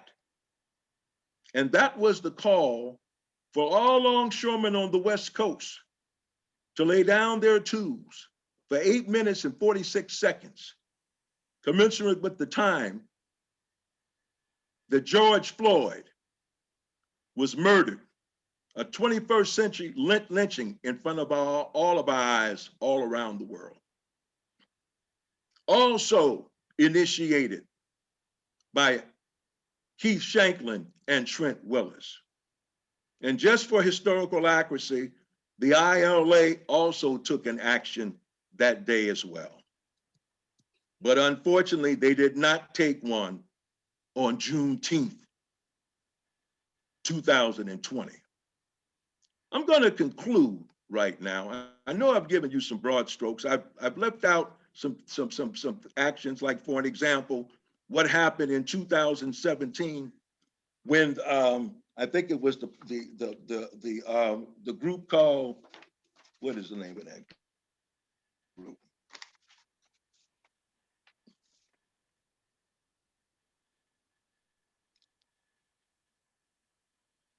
The prayer oath group, or the Patriot Prayer Group. Yeah, let me talk a little bit about that group. 2017, this is a racist right-wing group out of Portland, Oregon, whose members have killed folks on trains. They were going to have an action in San Francisco. ILWU Local 10 led the charge to oppose that rally, which did not take place. I'm going to wrap it up because I know people have questions, and I got another meeting coming up, so I can't be too late on this one. So I'm going to wrap it up. I want to thank you all for allowing me to be a part of this, and we can move on. Thank you again for listening. Thank you, Clarence. Okay, who has a question? It's 2:50, and Clarence will just have to leave when he has to leave. I'm willing to hold the meeting open longer, but I know some people may have to go. So let's just start and see what happens. Who has a question? Raise your hand using the reactions box, or wave it next to your thumbnail, or put something in the chat. Good. Okay, Jack Heyman, go ahead. You have to unmute yourself. Jack, unmute yourself. Oh, there you go. I'm unmuted. Okay, thanks. Yeah, I thought that was a brilliant, succinct history of the ILWU by Clarence. I've heard Clarence speak many, many times at our union meetings and at rallies, but to do this in just a few minutes, it's nothing short of brilliant. I didn't remember when you went into our strike in 2008 against the wars in Iraq and Afghanistan. That was in response to the police attacking anti-war protesters at the start of the war in Oakland in 2003, in which many people were wounded and sent to jail and beat up. I was one of them. And Clarence, the following day, led a contingent of people back into the port to reinforce our right of freedom of speech. And that was one of the things that Clarence did that he left out. The other thing is, in the middle of the Iraq War, Clarence and David Bacon went to Iraq in the middle of the war to solidarize with the workers there. And so 5 years after the start of the war in 2003, after the police attacked all the anti-war demonstrators and longshoremen, we had a strike that shut down every port on the West Coast, and our resolution, which was passed at our Longshore Caucus, stated explicitly against the imperialist wars in Iraq and Afghanistan, because the US had no business being over there in the first place. We shut down every port on the West Coast, and the brass band led us along the historic route of the Embarcadero with the Internationale. And I was so proud of that moment. But Clarence, you did a brilliant job on all this. and you deserve all the credit you get. And I look forward to your book coming out. Can I respond? Sure. Yeah. Well, thank you, Jack, for that. But you know, any good speaker will always leave room for other ILWU members to add something to the discussion. There you go. I'm so glad that Jack brought that up. And he wrote that resolution, by the way, calling for us to do this. And the point that I sometimes lose sight of is that absolutely, in 2003, there was a peaceful demonstration opposing war profiteering at the port. And Jack mentioned that he was arrested. People were brutalized. There was a lawsuit. We also found out that there was all kind of illegal intelligence gathering and I don't know, sort of like COINTELPRO kind of bullshit that went down. And we found out about how that unfolded, how the city and the Port of Oakland collaborated with companies like SSA and APL to violate the civil rights. So thank you, Jack, for bringing that up. I appreciate it very much. Clarence, I have a question for you. Go ahead. So we saw with horror what happened in DC on January 6th.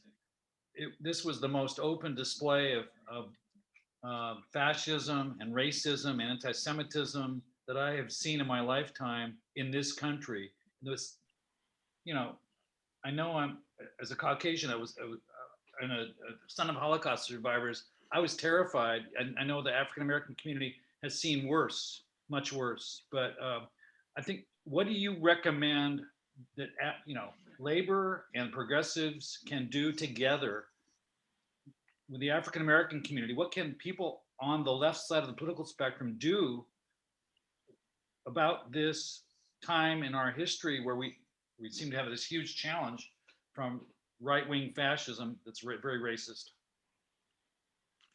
Well, you know, that's a very good question. I think that in terms of practicality, you know, we need to be addressing, you know, the issues that we face right now. I mean, the whole question of accessibility to the COVID-19 vaccine, the whole question, you know, the funds that are needed by people, the working class. This whole idea of certain people should not get the money because they make over 150,000 or whatever the case may be. This whole issue concerning COVID-19 has really laid bare the disparities that exist in this country around the question of healthcare, so many education. So what I'm saying is we need to be coming together to address these issues. Healthcare, COVID-19 vaccine. We need infrastructure. Our bridges are crumbling. Our ports are antiquated. There's so much that is needed, but I'm trying to figure out how we can make the working class understand the commonality of our struggle. I was listening to a white woman who's a Democrat. I can't remember her name. I wish I could. But she was somehow insinuating that if Biden doesn't do something for the white working class in Michigan, that those individuals will become supporters of Donald Trump. Now, I know where she was coming from, but what I really resented is her thinking that the needs of workers in Michigan are any different from the workers in California or Mississippi or New York or New Jersey. And that's where this white supremacist mindset comes in.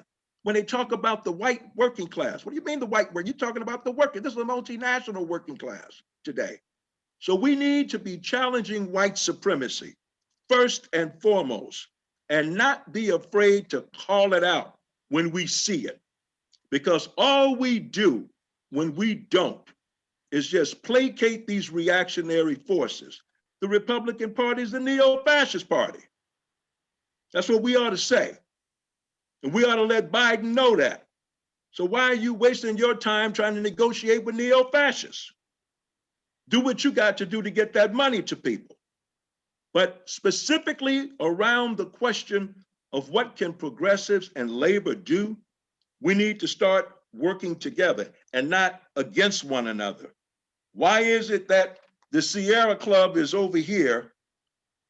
People concerned with national health care is over another place. Labor rights is over there.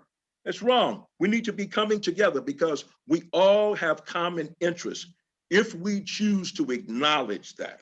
So that's where I think we need to go. I have one follow-up question, then I'll call on Deecha and everybody else. What about the Poor People's Campaign? Isn't that the kind of thing you're talking about, where we have Yes, bring us together around a whole set of issues, not just one? and another thing, we need to have a working class agenda. In this country, people seem to think that if you're not a lawyer or a professional politician, that you don't have a right to a vision, you don't have a right to a program. And we need to be very clear. We really do need a workers' party.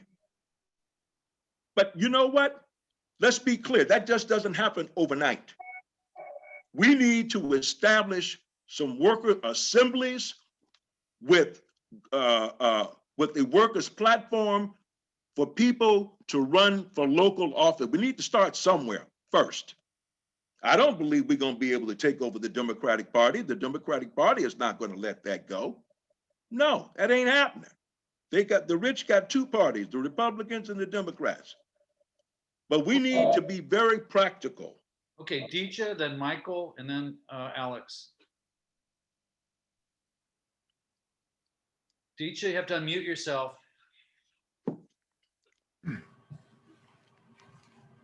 That work? Yes. Can you hear me? Be brief. Yes. Oh, so I wanted to bring up the subject of song again, and that people singing together is magic. And it does pull people together. You need the organization and all, but I think that singing really has an effect. Just because we're running out of time, I'm going to ask Michael and Alex to ask their questions and then let Clarence answer. Michael, go ahead briefly. Yeah, so over the last 40 years, we've suffered from wage stagnation, benefit cuts, social security cuts, job insecurity, and it's affected the whole working class, white and non-white. And it's even decreased white workers' life expectancy. Well, the opening shots of this austerity onslaught in the 1980s was a huge wave of racism, racist drug wars, social service cuts, Klan and Nazi rallies, academics claiming scientific proof that Blacks were genetically low in intelligence and violence. And it shows that we all materially benefit from fighting racism. So Alex, do you think that fighting external society racism can help reduce one's internal racism? And before you answer, I'm going to have Alex and Stan ask their questions. Yes. Yeah, can you be brief? What is it? Well, I'm a person that's interested in action, and action on the basis of clear goals. Brother Clarence was mentioning two organizations that ought to get together. What were they again? Oh, well, I spoke specifically of, I mentioned the Sierra Club. I mentioned, which is an environmental group. I mentioned the group that's talking about Medicare for all. I mentioned labor, and I'm saying that these forces should all be coming together. All right, may I make a suggestion? May I make a suggestion? Of course. That we identify people from those very places and get them together and talk about action that we can engage in that will unify us. Okay, and thank you. therefore unify those that we identify with. Thank you, Alex. And Stan, would you go ahead with your question or comment briefly? Sure. Yeah, sure. Brief comment. There might be some really historic actions by the labor movement in the next few weeks. In Alabama, people probably heard this, suburb of Birmingham, there's a historical vote for union recognition at a very large Amazon facility. It could very well trigger a chain of events that lead to a national strike. And it's going to be very interesting to see how these so-called progressive Democrats will line up on that, because Jeff Bezos is probably the largest single contributor to the Democratic Party. So a lot of times people forget, as much as we despise Trump, the sole remaining Koch brother, the Bezos of the world and the Elon Musk of the world are pretty bad news also. So anyway, this Saturday at 2 p.m. Get the exact time. Anyway, I believe it's at 4 p.m. You can go to the Amazon Workers Organizing Committee on Facebook. There's going to be a rally at Hilltop Mall at the Amazon there. And I believe there's also going to be one in San Francisco, but it hasn't been set yet. But go to Amazon Workers Organizing Committee and people can possibly come out for those. Because if they go on a national strike, that's going to be really monumentous. Amazon, by the way, is now the largest single employer in the US. There's one demo on 24th Street, 10 a.m. to 4 p.m. in front of the Whole Foods Market. Okay, Clarence, can you comment on any of the 4 or 5 questions I threw at you at once? Well, first of all, I'm glad that Stan brought that up. I became aware of that sometimes last week. There's a number of things that are happening. I think that one of the things that one of the conditions that the COVID-19 has created is forced us to use Zoom. I know some of us may be getting a little Zoom fatigue, but Zoom can still be strategically used. Forums like this, I'm glad that Stan brought that up. I've been so preoccupied with working on this anthology. I'm hoping to have it out before May Day, certainly, hopefully before April. But there's a number of things going on. I have friends who are very involved with education. There's a big push to open up the schools because they want people to get back to work. The unions have been talking about how it's unsafe. And so what I see is that the attacks on teachers' unions is now fermenting. We need to be very, very careful at this juncture. Because certain things can trigger. But I think the first thing that we need to do is that we need to be talking to one another. And another thing too, those of us on the left, we're going to have to, a lot of us call ourselves revolutionaries. Well, let me just say this, we got to be where the people are. And we need to be agitating, we need to be organizing. These changes are not going to happen overnight, but we have an obligation to young people. That's one of the things that has driven me to do this book, this anthology, is because young people need to hear the story about the ILWU Local 10, because there's a great deal that they can learn from us. So this is a good start, and I'm glad everyone, I don't have very much more to say. Listen, I can share this with you. A right-wing billionaire by the name of John Fisher wants to build a baseball park, a 3,000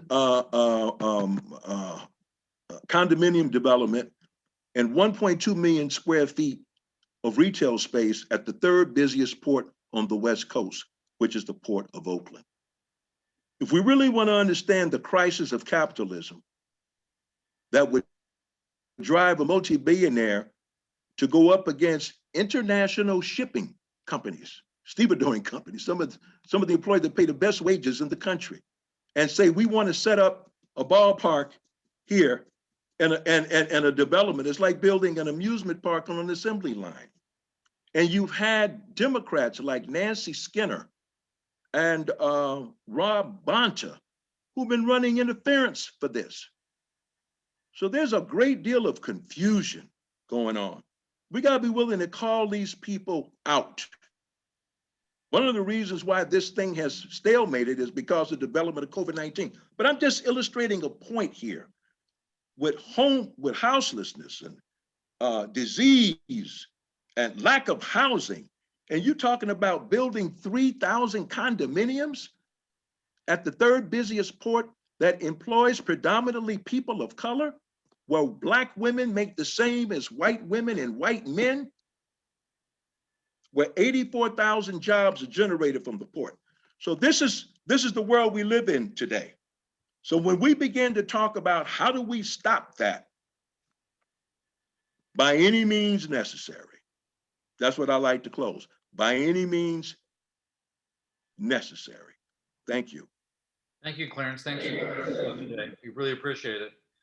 But this won't be the last time. Hopefully we get together and talk. I hope about not. it. Not be.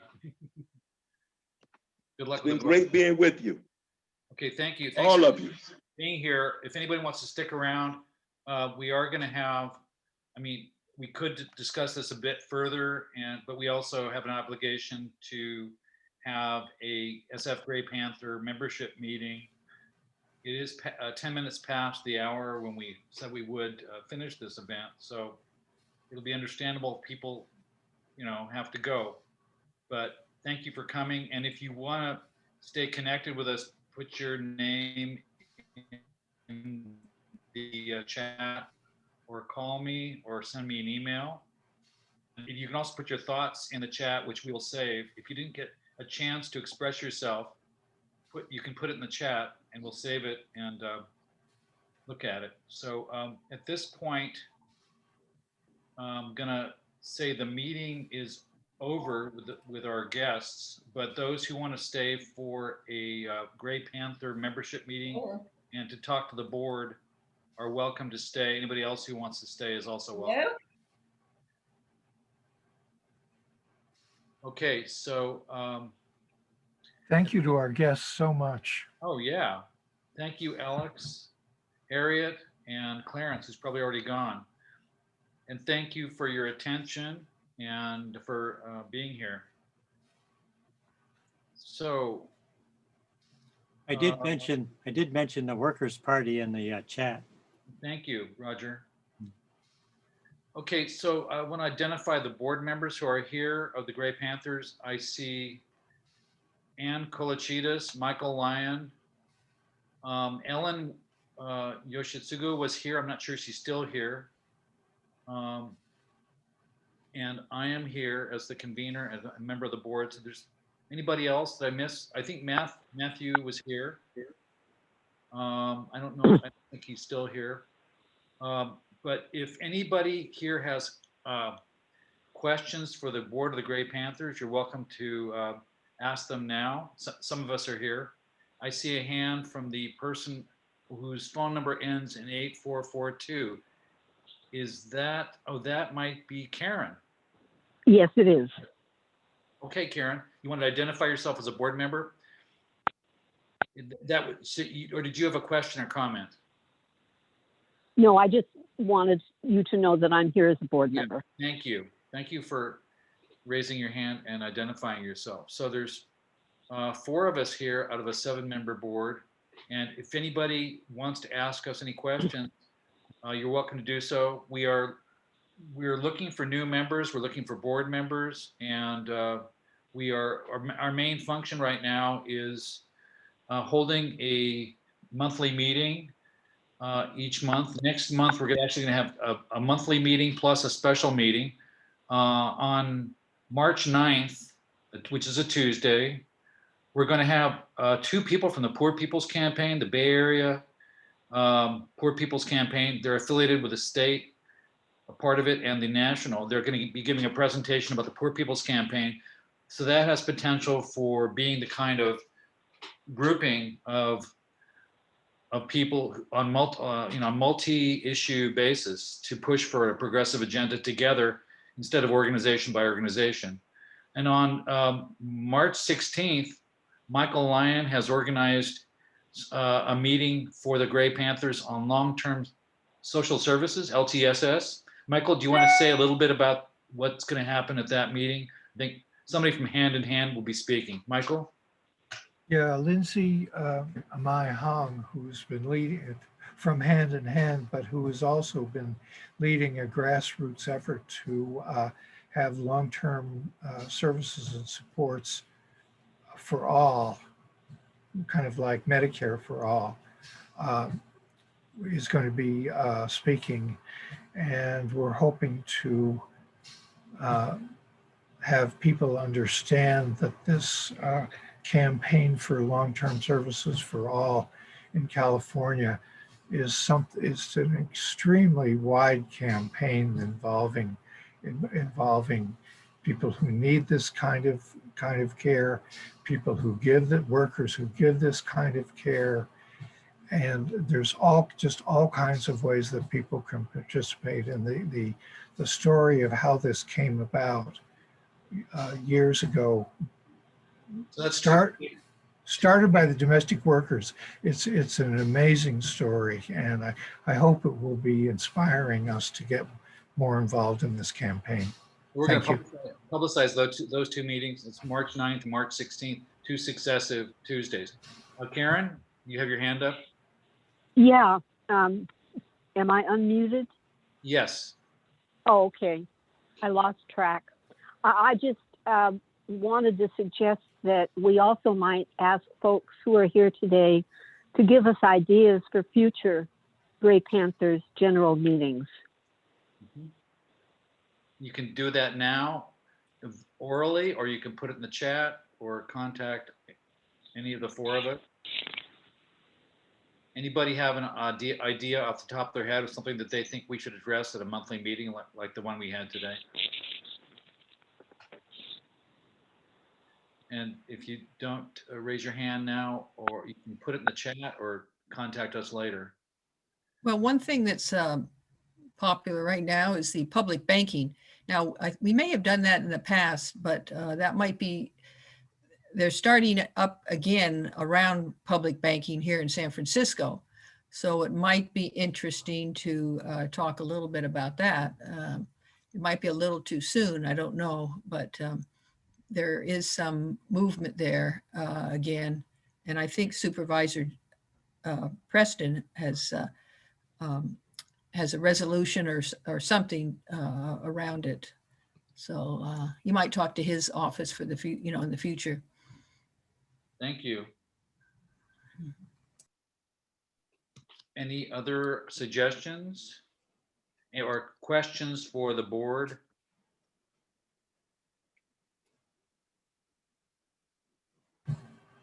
Anything else anybody wants to bring up about the Gray Panthers, what we should be doing? You know, we'd love to be in the streets. Theoretically, we could be in the streets if we social distance and wear masks. But you know, Zoom also obviously is the alternative. There may be others. What do you think you're going to do when we can get together? Are you going to maintain the Zoom meetings and have meetings together? And how would you do that? Well, transitionally, we could maintain both. I mean, we could maintain the Zoom and just, you know, and also have an in-person meeting, because some people might not be comfortable coming to that first one. We wouldn't want to do it in an unsafe way. It's just something the board will discuss at our next meeting. It's probably well into the future, you know, the fall, maybe even. Yeah, who knows when this thing's going to end. David Quinley, you have a question or comment? Yeah, I was wondering, since you guys been talking about a workers' party, where do you see the Green Party, since I represented up here in Sacramento County, having a place in your various movements?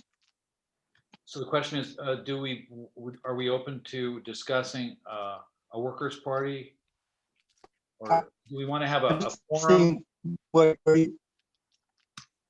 you see the Green Party as part of that thing, or is it something that, or is Worker Party something separate for you?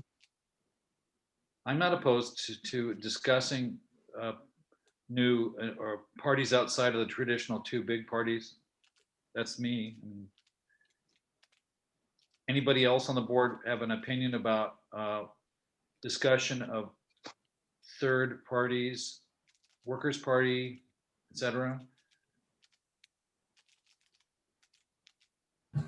The Gray Panthers, because of our tax status, we don't emphasize electoral politics. We can support ballot measures, but we we can't support candidates openly, but we talk about elections, we can evaluate candidates, we can evaluate parties, but we just can't actively promote a particular candidate. I believe that's our limitation as a 501c3. Michael Lyon will correct me if I'm wrong. You are right. Okay. Anybody else want? This is Ann. I keep hearing like, oh, we have to, like really press Joe Biden, make Joe Biden do the things he says he's going to do, because, and I just wonder if that's worthy of some discussion, how we might do that, particularly since Gray Panthers has a national presence and a reputation. I can tell you that the National Council of Gray Panther Networks actively pushes members of Congress and Joe Biden. For example, the most recent National Council of Gray Panthers Network Issues Committee National Action Alert involves pushing for the $15 an hour minimum wage. And we have done, the National Council has done other things to push the national agenda and is actively still, talking about those kinds of things.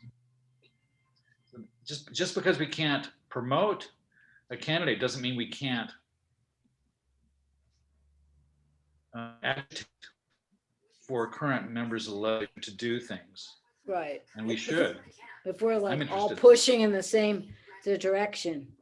That's why I invited the Poor People's Campaign to come to address us, because I see that as an option for a broad push of an agenda where it's not only on single payer, it's also on $15 an hour and immigration and anti-racism and a number of other issues that progressives care about and tend to agree upon. So I think that would be, that's why I organized that particular meeting. I mostly came because I'm a huge fan of Paul Robeson. I've always been very impressed by him. And so that was the main reason I came. And I thought I'd bring it up. I used to go to some of the events, the Gray Panthers of Marin's events up at their Redwoods area. And I used to live in Marin County. I don't know if I ever went to a San Francisco Gray Panthers. I did follow them online though. Well, I followed you guys online for a long time. Thank you for coming. Now that we're on Zoom, there's no limitation to which Gray Panther network you can support or participate in. And there's also room for probably a Sacramento Gray Panthers, because there you are in Sacramento, near the seat of power of our state. And it's more convenient for you to agitate in Sacramento in a way, although. Well, yeah, I guess I'm not willing to see myself as a Gray Panther yet. Okay. We have an informal formation called the California Gray Panthers, which now consists of informally 4 cities Gray Panther networks: Long Beach, Berkeley, San Francisco, and the new network in Santa Barbara. And when we have activated that network to have a united agenda on certain things, like the Governor's Commission on Aging. What's the formal title, Michael? It's master plan. Thank you. And so where there's a statewide issue like the Governor's Commission on a Healthy California for All, or the Master Plan on Aging, or disability rights that come up, whenever there's a statewide issue, we can flex our muscles as Gray Panthers and prowl and growl to push an agenda. Go ahead, Ann. Well, I think if there's anything we want out of Governor Newsom, now would be the time to ask, because it looks like they got the signatures for the recall. And I can only imagine that that nonsense he did with the vaccine, when he was supposed to do the the essential workers first and the frontline workers first, and then he ended up moving it to the seniors down. Now it's going to be down to 65 pretty soon, and that's like totally a flip-flop on how it was originally intended. Yeah, he just needs that senior vote. Yeah. Well, my big issue with Newsom right now is probably and it's probably the same one I've had for a while, is fracking, his support of fracking. It's actually, I really don't understand why he even supports it, but he must have get a lot of contributions from them or something. I don't know. Yeah, I think Jerry Brown has a similar stance. There may, sometimes there are forces acting on these politicians that have to do with threats to their holding office by powerful moneyed interests who have something to gain by lobbying them, and it happens with single payer. You see, we've seen that happen, and we've seen it with that multiple times. And as I said, fracking was something that I don't think Jerry Brown opposed either. There is a related organization that you may or may not be aware of. It's called California Alliance for Retired Americans. And this Friday at noon, there is a meeting by California Alliance for Retired Americans on the climate change issue.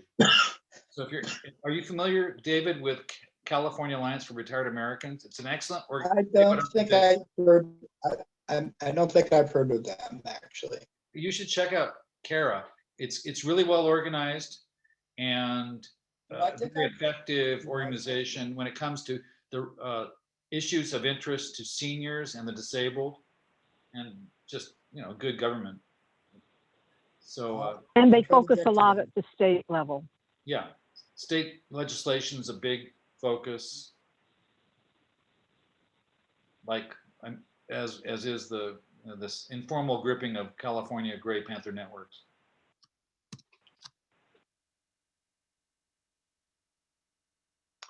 Are there any more questions or comments? We're dwindling down to 7. Michael? Yeah, I wanted to ask David, are you still in contact with any of those Gray Panthers in Marin? No. Yeah, as soon as I moved up to Sacramento, I started a new job, and I just, if it wasn't online, it just was really hard for me to connect. I've only been to Marin County back a handful of times since then, and I haven't been there in a long time. And yeah, it's just really hard to keep all my contacts. It's just if it's not online, it's really hard. Well, if you could give us their phone numbers or email addresses, that would really be helpful. Well, I could try. You just look them up. I don't particularly have their thing. I was not a member. I just went to their events. I saw them online or in the newspaper, and went to their events. A lot of them I knew may not even be around anymore. So it's really hard. I could try looking them up and see if there's anyone if anyone remembers me, but yeah, I was never. It was never one of my main groups. Right. So, David, I'm just putting a phone number of somebody you can call in about Sacramento in the California Alliance for Retired Americans. Oh, hang on. It's in the chat. Yeah. Yeah, just appeared. It just takes me a minute to get back. I'm on my phone. Oh, I'm sorry. I could read it off to you if you'd like, just to jot it down. I see it. I just need to get a pen and write it down. Pencil or something. You can save the chat by clicking on those 3 dots. Writing instruments.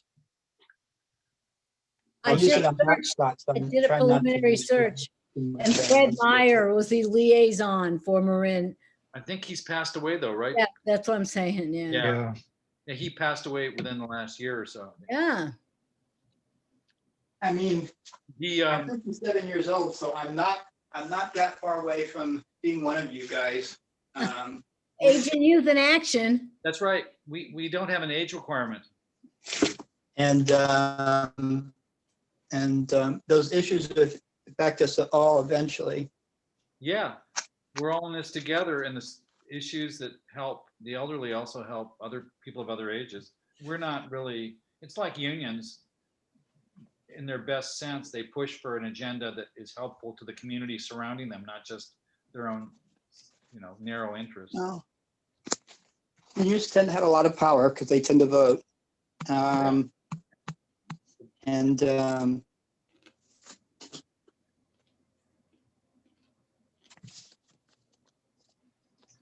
Okay, it's now almost 3:30. There's 7 of us left. Is there anything else you guys want to discuss? Art, I was just gonna say Newsom on the Central Valley Water Project, and he also has not been stopping the clear cutting as well. And 2 other things. Yeah. So that's something else we could look at.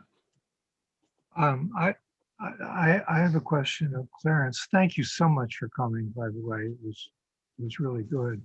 I was wondering, I know you're terribly busy yourself, but I'm wondering if you have friends or know people who might be interested in joining us. Are you talking to Clarence? I'm talking to Clarence, yeah. He's I don't- muted. I don't even know if he's still there because he had to go to another, he might have left it on just. Oh, that's true, yeah. I don't think he's really here. Okay. We should ask him though. Yeah, and what's the question for Clarence? Does he know people who might be interested in joining us? The Gray Panthers? Yeah. Uh-huh.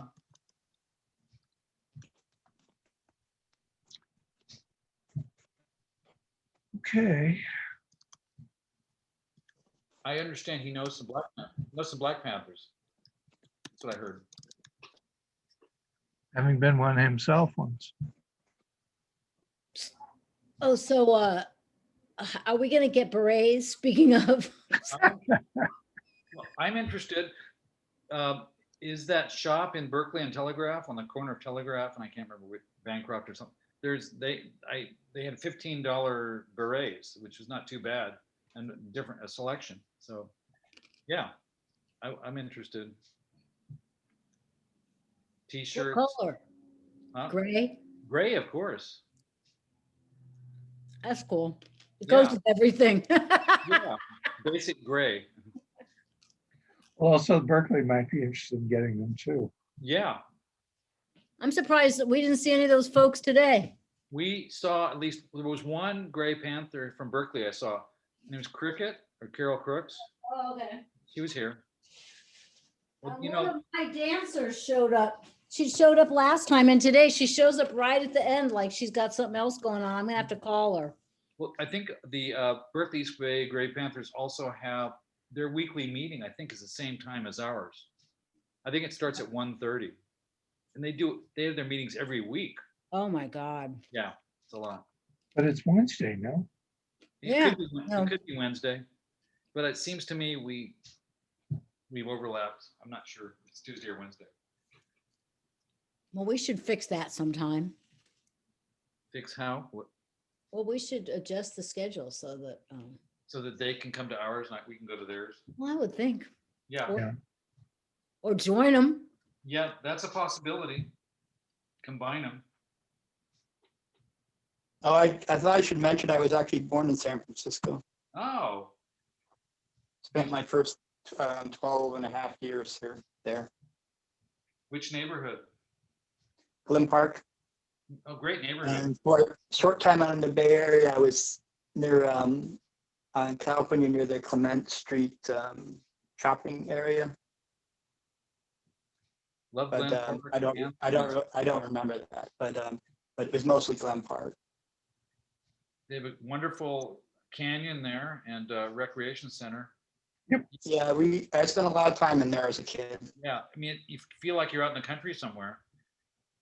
I think it's, if you don't count the golf course, it's the second biggest park in San Francisco. Wow. So, Art, you're going to send me the recording of this. Yeah. Great. That was very Yeah. good. So we can put it up on YouTube. Sure. Yeah, thanks for reminding me to record. I needed 2 reminders at least. I think you I'm guys gonna have sign off connections. if we're done. Oh. Sorry. I think you guys have connections to the Unitarian Church. I was wondering how Yeah, they're we doing. used to meet there.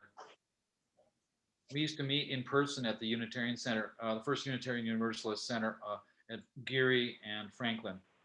Yeah, I used to go there as a kid. It's a I great- did an art show a long time ago from a friend who I knew when I was in Marin County. But that was kind of the last time I was in there. How are they doing? They're doing great. I mean, it's a great organizing center. They're very hospitable.